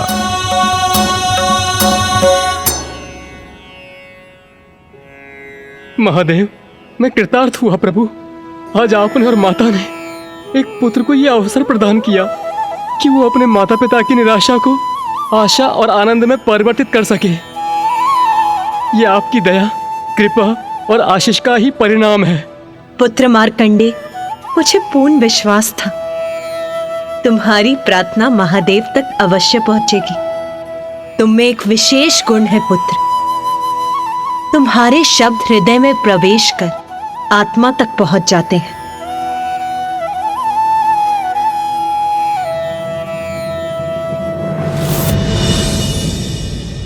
ये सब आप ही की लीला का चमत्कार है। आप ही का आशीर्वाद है माता। माता, आपकी लीला तो अपरंपार है। अब सृष्टि का चक्र तो पूर्ण हो चुका था ना माता, क्योंकि अब तो माता भैरवी के रूप में आपने मृत्यु की भी रचना कर दी थी। अर्थात अब समय आने पर सभी प्राणियों की मृत्यु के पश्चात उनका यमलोक जाना निश्चित हो गया, जहाँ वो पश्चाताप और साधना कर अपने कर्मों के अनुसार उचित लोक में प्रवेश करेंगे। तो अब तो संसार में पूर्णता थी ना माता? नहीं, नहीं, नहीं। अभी तक अच्छे और बुरे कर्मों का फल मृत्यु के बाद ही प्राप्त होता था, किंतु अब महादेव, नारायण और ब्रह्मदेव की इच्छा थी कि एक ऐसा विधान बने जिससे जीवों को उनके कर्मों का फल उनके जीवन काल में ही प्राप्त हो। मुझे त्रिदेवों का ये प्रस्ताव स्वीकार नहीं था, किंतु मेरे अगले स्वरूप की स्वीकृति प्राप्त करने के लिए उन्होंने मेरे साथ एक छल किया। त्रिदेवों ने आपके साथ छल किया माता? जिसके परिणाम स्वरूप मैंने अपने स्वामी के साथ त्रिदेवों को उचित पाठ सिखाया। माता ने उचित पाठ सिखाया त्रिदेवों को? ऐसा क्या छल किया था त्रिदेवों ने जिससे माता उन्हें दंडित करने के लिए विवश हो गई? गणेश, तुम अपनी जिज्ञासा शांत करने हेतु यहाँ उपस्थित ब्रह्मदेव और नारायण से ही क्यों नहीं पूछ लेते कि कैसा छल किया था उन्होंने मेरे साथ?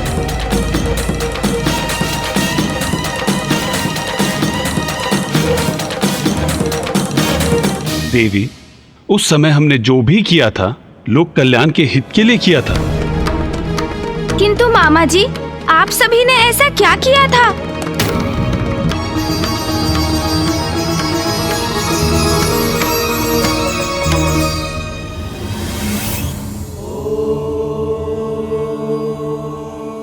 माधव, माधव टमाटर दीजिए, माधव इस बार टमाटर दीजिए। आधे देती भूल नहीं होती माधव। बाहर कैसा कोलाहल है ये? इतने दीन स्वर में क्षमा याचना क्यों कर रहे हैं तोतला जी? कदाचित मुझे स्वयं जाकर देखना चाहिए। माधव टमाटर दीजिए, मैं वतन देता हूँ। आधे देती भूल नहीं होती माधव, टमाटर दीजिए माधव। नाथ, स्वामी, प्रणाम माता। प्रणाम माता।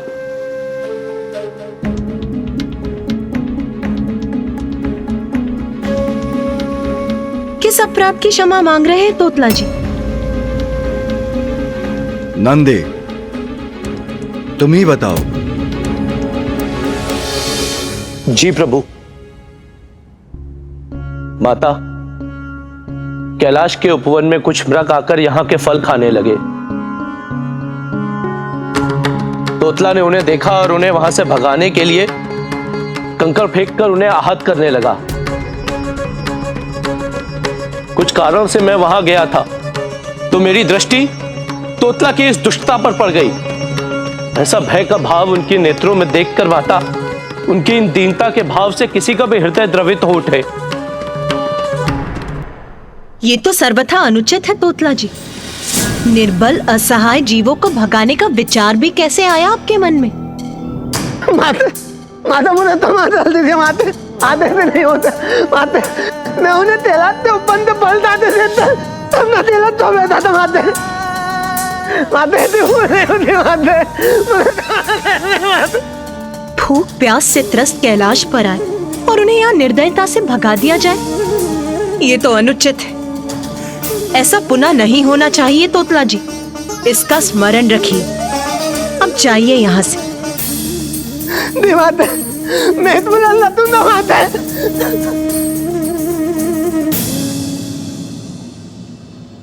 उमा, आपने मात्र चेतावनी देकर जाने दिया तोतला को, यह क्या उचित था? मैं आपका प्रश्न नहीं समझी स्वामी।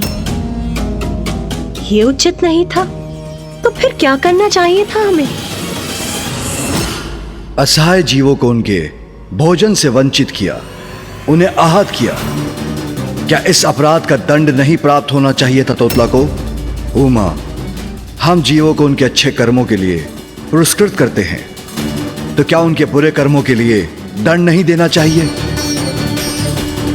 जिससे वो पुनः वही भूल, वही अपराध ना करें, अपनी भूल उन्हें स्मरण रहे और वो दंड के भय से बुराई का त्याग कर अच्छाई का मार्ग अपनाएं।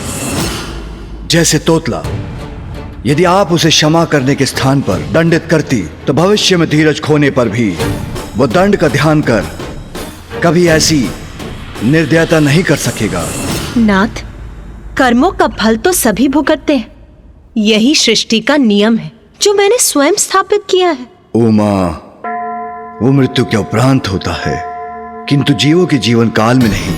यदि उनके जीवित रहते उनके कर्मों के परिणाम उनके समक्ष आ जाए, तो जीव अवश्य अपनी भूल सुधार कर अच्छे कर्म करने के लिए प्रेरित होंगे। नाथ, आप पिता हैं, आपका हृदय कठोर हो सकता है, किंतु मैं मां हूं। सभी जीव मेरी संतानें हैं। उन्हें पीड़ा होती है तो अश्रु मेरे बहते हैं। मैंने ही यमलोक की रचना कर वहां यमराज को स्थापित किया है, किंतु उनके द्वारा दंडित आत्माओं की चित्कार विचलित करती है मुझे।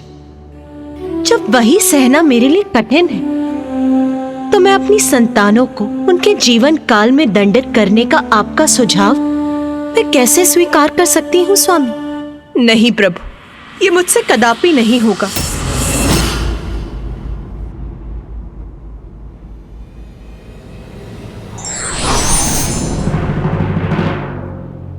नारायण, मैंने देवी पार्वती से संवाद किया, किंतु जीव उसी जीवन काल में दंडित हो, यह आपकी बहन को कदापि स्वीकार नहीं। परंतु ये महत्वपूर्ण है महादेव। जीवों को उनके जीवन काल में ही उनके कर्मों का महत्व समझना आवश्यक है। इससे उनके हृदय में धर्म के प्रति आस्था बढ़ेगी, और यदि अधर्म ने उन्हें अपनी ओर आकर्षित भी किया, तो वो उससे दूर रहने के लिए प्रेरित रहेंगे। इसलिए जन कल्याण हेतु हमें देवी पार्वती को कोई न कोई उपाय कर इस बात की स्वीकृति लेनी ही होगी। मेरा प्रयास तो विफल रहा, किंतु आप तो लीलाधर हैं नारायण। अब आप ही कोई लीला रचिए, तब उमा श्री महाकाली के सप्तम रूप को प्रकट करेंगी। उनके उस स्वरूप का प्रकट होना अब संसार के लिए अति आवश्यक है। उचित है महादेव। महादेव, बहुत समय हो गया आपने ब्रह्मदेव को, देवी सरस्वती को, मुझे और देवी लक्ष्मी को अपने यहां भोजन पर आमंत्रित नहीं किया। नारायण, हम इतने महत्वपूर्ण विषय पर संवाद कर रहे हैं और आप अकस्मात भोजन की बात करने लगे। महादेव, मैं अपनी लीला तो तभी रच सकता हूं जब मैं स्वयं देवी पार्वती के समक्ष रहूं। आप बस हम सभी को अपने यहां भोजन पर आमंत्रित कीजिए, अन्य सभी कुछ आप मुझ पर छोड़ दीजिए। किंतु हां, स्मरण रहे, सामान्यतः आप अल्पाहार करते हैं, परंतु हां, कल जब आप हमारे साथ भोजन करेंगे तो आपको अपना अल्पाहार त्याग कर कहीं अधिक भोजन खाने का कष्ट उठाना पड़ेगा। मेरी लीला में, मेरी योजना में आपका महत्वपूर्ण भाग है, जो आपको निभाना ही होगा। किंतु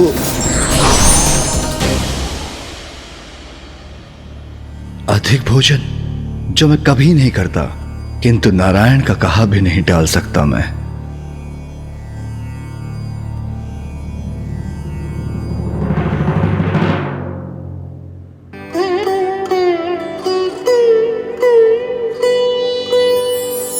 स्वामी,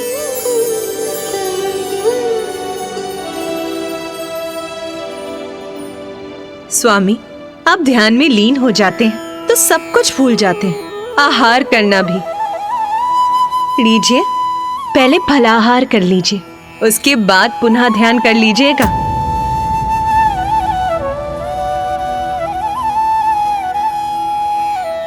उमा, मैं तुम्हें बताना भूल गया, मैंने ब्रह्मदेव और नारायण को देवी सरस्वती और देवी लक्ष्मी के साथ कल भोजन के लिए आमंत्रित किया है। ये तो बहुत उत्तम समाचार है। बहुत आनंद आएगा। किंतु आपने उन्हें आमंत्रित कर लिया और आप मुझे अब बता रहे हैं। मुझे अभी कल की व्यवस्था आरंभ करनी होगी। मेरे पास समय नहीं है। मैं अभी जाके गढ़ों को उनके कार्य सौंपती हूँ। व्यवस्था उचित होनी चाहिए और समय कम है। मुझे सब कुछ शीघ्रता से करना होगा।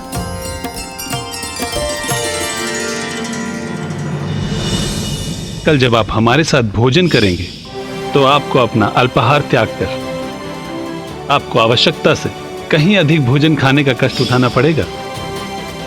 मेरी लीला में, मेरी योजना में आपका महत्वपूर्ण भाग है जो आपको निभाना ही होगा।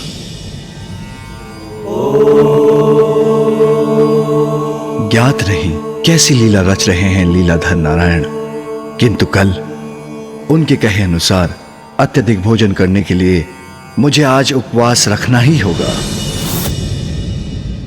अच्छा, मामा जी ने लीला रची थी, वो भी भोजन को केंद्र बनाकर। ये तो बहुत ही रहस्यमय लीला प्रतीत होती है। मुझे भनक भी नहीं थी, किंतु ये सब मेरे अगले स्वरूप को प्रकट करने के लिए किया जा रहा था। गणेश, तुम्हारे मन में पुनः एक प्रश्न की उपस्थिति का भान हो रहा है मुझे। पूछो, शीघ्र पूछो अपना प्रश्न। माता, आप ही संसार की जन्मदायिनी हैं, सर्वज्ञ हैं, किंतु फिर भी आप मामा जी नारायण की योजना नहीं समझ सकी।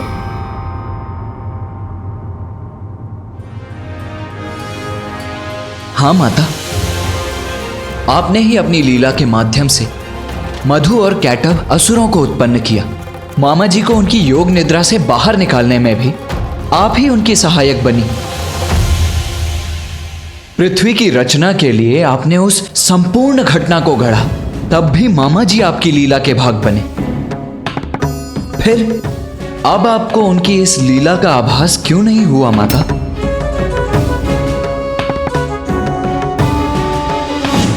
उत्तम उत्तम प्रश्न पूछ रहे हो तुम दोनों।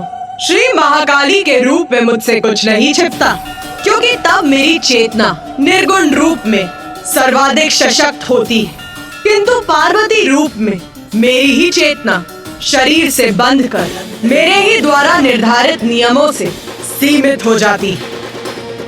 तब मोह और भावनाओं से प्रेरित होता है मन, मेरी सतर्कता का हवास होता है, और इसीलिए तब लीलाधर नारायण अपनी लीला से मुझे प्रभावित करने में सफल हुए। फिर क्या हुआ माता? क्या फूफा जी, बुआ जी, मामा जी और मामी जी सभी भोजन करने कैलाश आए? हाँ गणेश, भोजन के लिए सभी का कैलाश आगमन हुआ और तभी आरंभ हुआ नारायण की इस लीला का। मेरा अगला महाविद्या स्वरूप धूमावती है।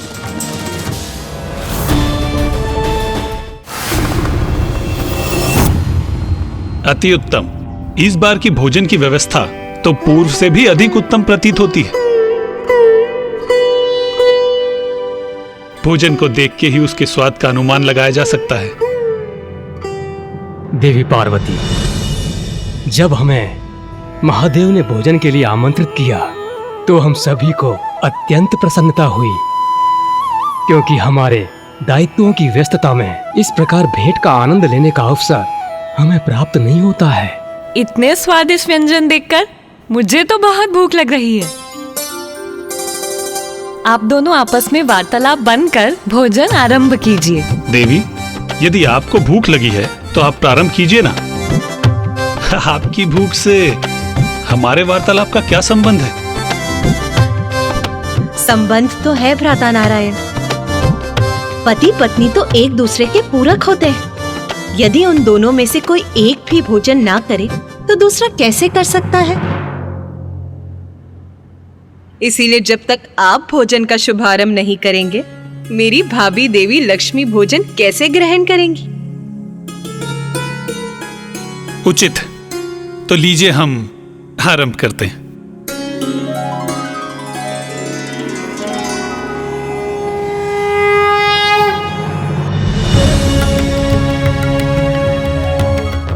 देवी पार्वती ने उचित कहा, पति पत्नी में एक भोजन से वंचित रहे तो दूसरे को भोजन करने की इच्छा कैसे हो सकती है।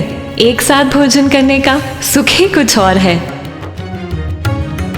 जो पति पत्नी साथ भोजन करते हैं उनका स्नेह सदा बना रहता है।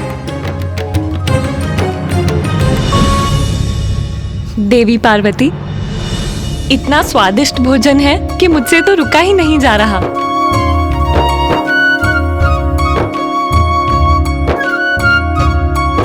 देवी पार्वती, अब बस भी कीजिए। नंदी और अन्य गण हमारी सेवा करते रहेंगे, आप भी हमारे साथ भोजन कीजिए। देवी सरस्वती, मैं अपनी थाल कभी नहीं लगाती। स्वामी भोजन के बाद अपनी थाल में जो छोड़ देते हैं मैं वही ग्रहण करती।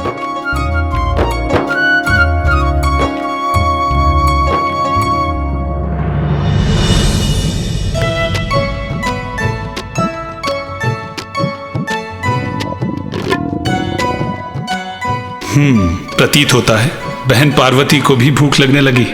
यही तो चाहता था मैं।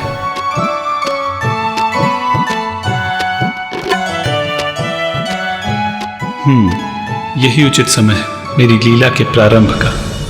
स्वामी को सदा मेरा स्मरण रहता है। मेरे प्रति उनके स्नेह का परिचायक है ये भोजन। इसीलिए कितनी भी भूख क्यों ना लगी हो मुझे, मैं तो उसी भोजन की प्रतीक्षा करूंगी जो स्वामी ने मेरे लिए शेष रखा है।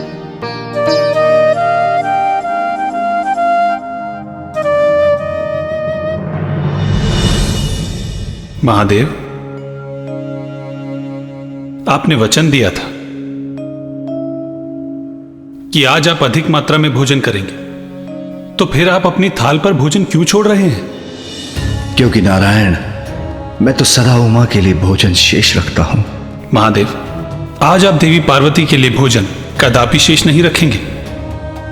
नारायण, ये आप क्या कह रहे हैं? भोलेनाथ, आज कोई प्रश्न नहीं। जब आपने सब मुझ पर छोड़ा है तो मेरी लीला मेरे अनुसार ही होने दीजिए।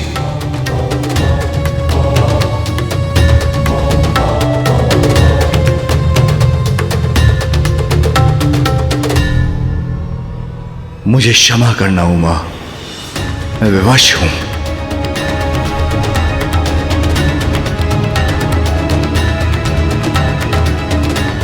नारायण को वचन दिया है, इसलिए मुझे ऐसा करना ही होगा।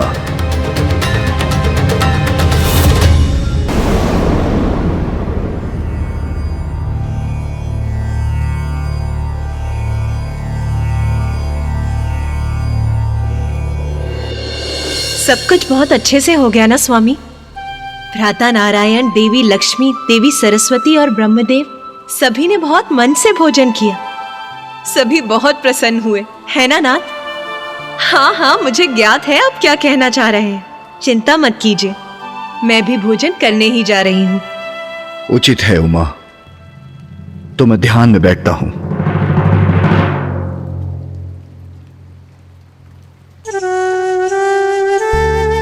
आप इन पात्रों को वहां रख दीजिए।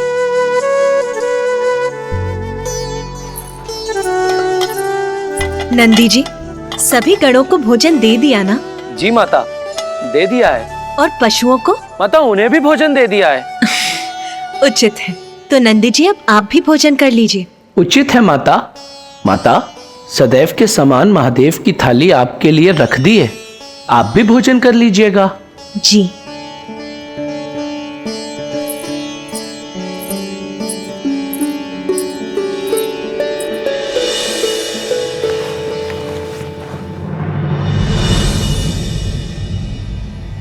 ओम नमः शिवाय।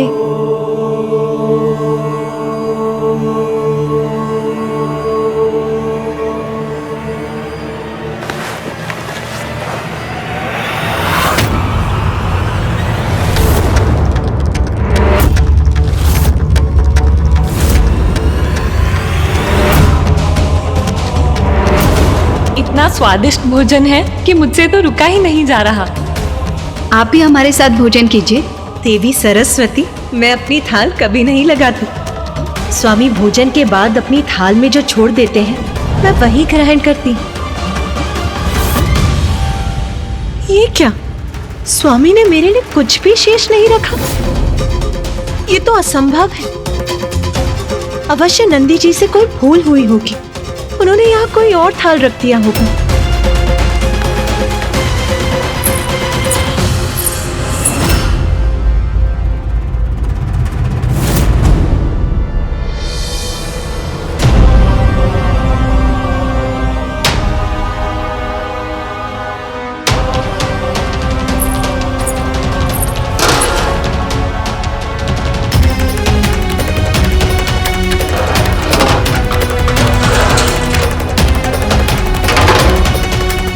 मैंने सबको भोजन कराया, किंतु मेरे लिए भोजन नहीं था। और तो और महादेव ने भी मेरे लिए भोजन शेष नहीं छोड़ा। मेरी भूख के कारण मेरा क्रोध अपने चरम पर था। रसोई में तो अन्न का एक दाना भी शेष नहीं है। मुझे इतनी भूख लगी है और यहाँ तनिक भी भोजन नहीं है। बहन पार्वती,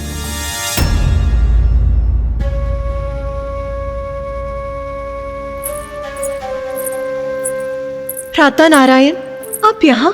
हाँ, मुझे आपकी चिंता हो रही थी। आपने हम सबको इतना स्वादिष्ट भोजन करवाया, किंतु स्वयं कुछ नहीं खाया। किंतु आपका भ्राता होने के नाते मैं केवल ये देखने आया था कि आपने कुछ ग्रहण किया अथवा नहीं। नहीं भ्राता, देखिए ना, महादेव को भली भांति ज्ञात है कि मैं उन्हीं की थाल से खाती हूँ। फिर भी उन्होंने मेरे लिए कुछ नहीं छोड़ा। कुछ नहीं छोड़ा? सर्वथा अनुचित किया महादेव ने। महादेव आपके पति है। पति भर्ता होता है और पति का दायित्व होता है कि वो अपनी पत्नी का भरण पोषण करे। इसलिए महादेव से मांग करने का, उनसे पूछने का कि उन्होंने ऐसा अनुचित कार्य क्यों किया, आपका अधिकार है।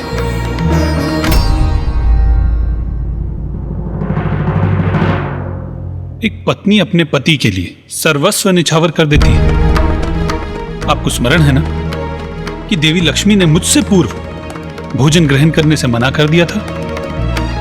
आपने इतना सब कुछ किया, किंतु महादेव ने यह सुनिश्चित किए बिना कि आपने भोजन किया अथवा नहीं, वो ध्यान में चले गए। सर्वथा अनुचित किया महादेव ने। एक पति का दायित्व होता है कि वो अपनी पत्नी का भरण पोषण करे, और यदि महादेव ने अपना दायित्व नहीं निभाया तो उनसे क्रोधित होने का, उनसे प्रश्न पूछने का पूर्ण अधिकार है आपका। आप उचित कह रहे हैं भ्राता नारायण। मैं भूख से व्याकुल हो रही हूँ और महादेव को मेरी तनिक भी चिंता नहीं।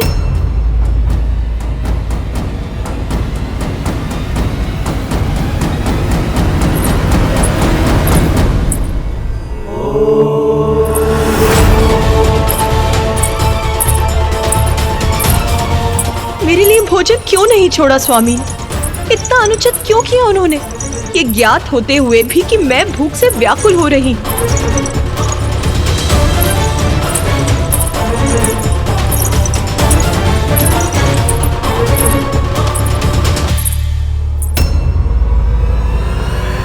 ये क्या नाथ, मुझे आपके पत्नी को भोजन का एक निवाला भी प्राप्त नहीं हुआ और आप यहाँ निश्चिंत होकर ध्यान मग्न बैठे हैं। आपने भोजन के लिए सभी अतिथियों को आमंत्रित किया, जिसकी सारी व्यवस्था मैंने की। उनके लिए भोजन पकवाया और मुझे तनिक भी भोजन प्राप्त नहीं हुआ। और इससे अनभिज्ञ यहाँ शांति पूर्वक आप ध्यान कर रहे हैं।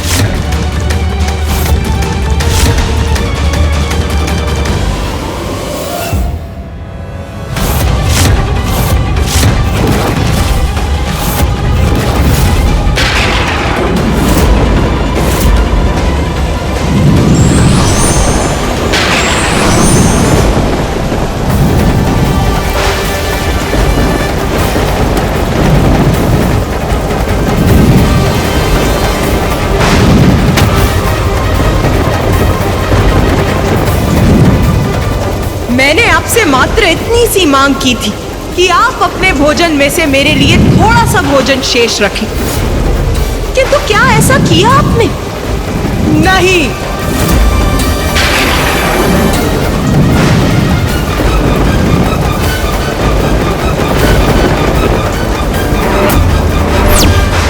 आपकी पत्नी भूखी है नाथ। मैं आपके आहार का पूर्ण ध्यान रखती हूँ, किंतु क्या आप भी ऐसा करते हैं? उत्तर दीजिए, मुझे भोजन कौन कराएगा?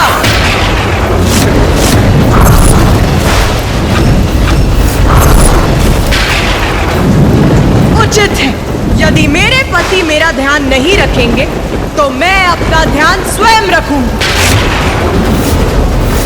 वैसे भी जगत जननी हूं मैं, संपूर्ण जगत का ध्यान रखती हूं, तो अपना ध्यान क्यों नहीं रख सकती? यदि आपको मेरी चिंता नहीं है महादेव, तो मैं अब स्वयं अपनी भूख मिटाऊंगी, स्वयं अपनी भूख मिटाऊंगी। यदि आपको मेरी चिंता नहीं है महादेव, तो मैं अब स्वयं अपनी भूख मिटाऊंगी।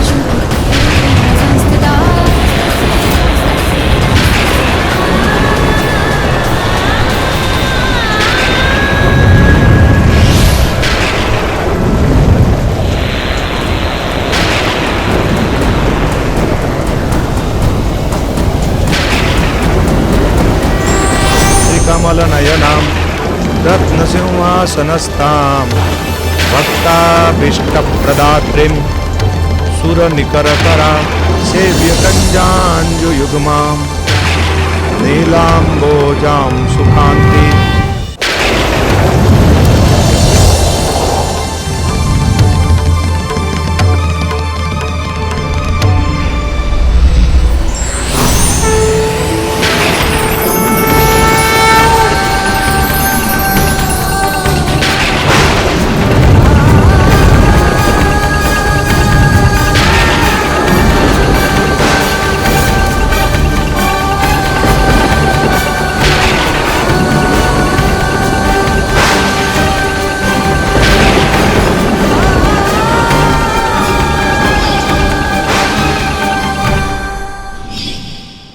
भूख मिटाने के लिए मैं क्या कर बैठी?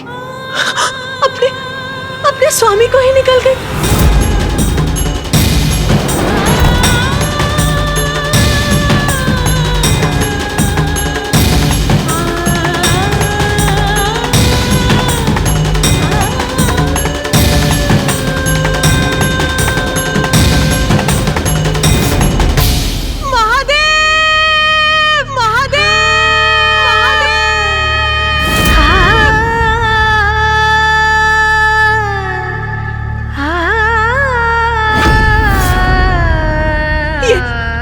मुझसे क्या हो गया नाथ? आपके बिना तो मैं कुछ भी नहीं हूँ। और जब महादेव मेरे उदर में समाहित हुए तो मुझ में एक बड़ा परिवर्तन आया। महादेव से रिक्त मैं एकाकी रह गई। मेरे समस्त आभूषण, सजग रेशमी वस्त्र आदि क्षीण हो गए और मैं हो गई कठोर, निर्मम, तटस्थ। और फिर जब मुझे समझ आया कि मैं क्या कर बैठी हूँ, तो मैं अपने ही अपराध बोध से ज्वलित हो उठी और पश्चाताप की उस अग्नि से मेरा तन वाष्प बन उठा।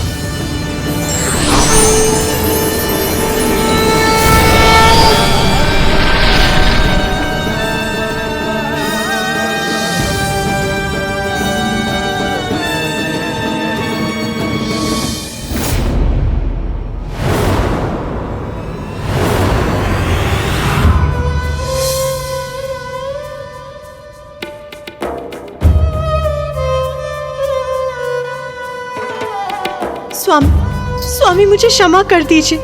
मुझे ज्ञात नहीं क्रोधवश में ये क्या कर बैठी। मुझे क्षमा कर दीजिए। उमा, आपको क्षमा याचना करने की कोई आवश्यकता नहीं, क्योंकि जो भी हुआ वो सब नारायण, ब्रह्मदेव और मेरी लीला का ही परिणाम था। उमा, आप जगत जननी हैं, इसलिए सभी जीवों के प्रति आपको बहुत स्नेह है। इसीलिए अभी तक आपकी महाविद्या स्वरूप सृजन और पालन हेतु प्रकट हुए, किंतु अपनी संतानों को दंडित करने के लिए अपनी संतानों का मोह नहीं त्याग सकी आप, क्योंकि आप एक मां, एक पत्नी, एक सखी और एक बहन हैं। इन सभी संबंधों के मोह के कारण दंड देना आपके लिए कठिन हो जाता है, किंतु आपके इस रूप में अपनी भावनाओं को तज कर आप न्याय करने में असमर्थ नहीं रहेंगी। किंतु प्रभु, मेरे प्रत्येक रूप में आप मेरे साथ रहते हैं। ये मेरा प्रथम रूप है जिसमें मुझे आपका सानिध्य नहीं प्राप्त हुआ। क्या इसीलिए इतनी कठोरता उत्पन्न हो गई मुझ में? भले ही आपका मोह मात्र मेरे लिए ही हो, किंतु उससे आपकी निर्णय क्षमता पर प्रभाव पड़ेगा ही। इसलिए आपके इस रूप में आप पुरुष शून्य होंगी, अर्थात मैं आपके साथ नहीं रहूंगा, क्योंकि इस रूप में आपकी आसक्ति मात्र न्याय के प्रति हो सकती है। जो न्याय करता है उसका किसी भी मोह अथवा संबंध से प्रेरित और प्रभावित होना उचित नहीं। उमा, आप अपने इस रूप में संसार को बुरे कर्मों के फलस्वरूप अकाल, महामारी, दुख, कलेश आदि का दंड देंगी। आपके स्वरूप में आप धूम्र बनकर भी प्रकट होंगी, इसलिए संसार आपके स्वरूप को धूमावती के नाम से जानेगा।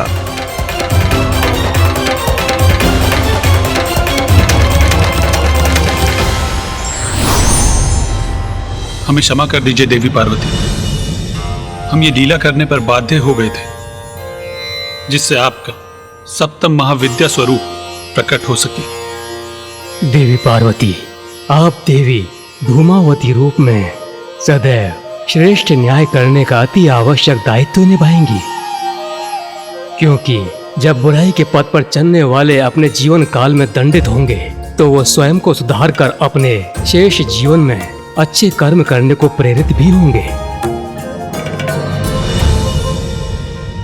उमा, हमें ज्ञात है आपका 16 श्रृंगार आपके लिए अत्यंत महत्वपूर्ण है, जैसे सुमंगली कड़ियां, आपके केश की चोटियां, सिंदूर, आपके शीश को सुशोभित करने वाले पुष्प, मंगलसूत्र, बिछियां, इन सभी का परित्याग करने के लिए कह रहे हैं हम। और उससे भी अधिक आपको मुझसे दूर रहना होगा, क्योंकि संसार के कल्याण के लिए आपको यह अवतार लेना ही होगा। आपने तो सदा सृष्टि को अपने से ऊपर रखा है, इसलिए मैं एक बार पुनः अनुरोध करता हूं, आप एक बार पुनः संसार के कल्याण के लिए ये सब त्याग दीजिए प्रिय, ये सब त्याग दीजिए प्रिय, ये सब त्याग दीजिए प्रिय।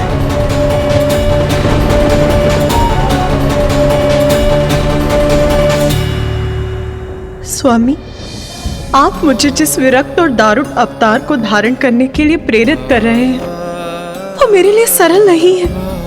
किंतु यदि संसार के कल्याण के लिए आप हलाहल विष का पान कर सकते हैं, तो मैं भी अपनी संतानों की भलाई के लिए ये अवतार धारण करने का प्रयास करूंगी।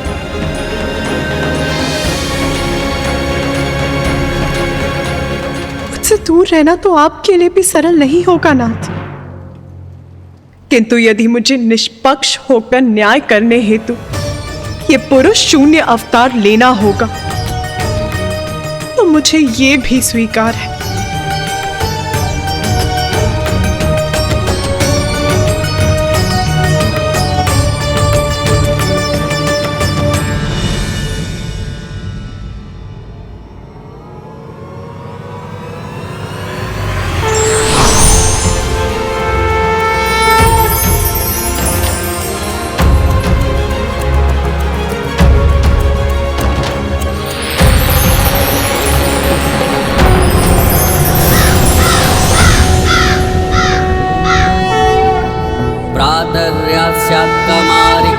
कलिकया जापमाला जयन्ती मध्याह्ने प्रौढरूपा विकसित वदना चारुनेत्रा निशायां संध्यायां वृत्तरूपा गलितकुचयुगा मुण्डमालां वहन्ति स देवी देवदेवी त्रिभुवन जननी कालोकपातु युष्मा।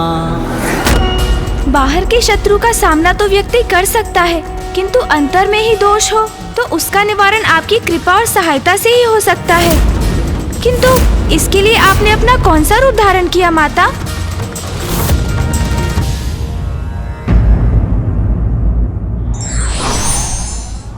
ईश्वर के प्रत्येक स्वरूप और उसके कार्य से हमें ये प्रेरणा मिलती है कि त्याग एक बड़ा धर्म है।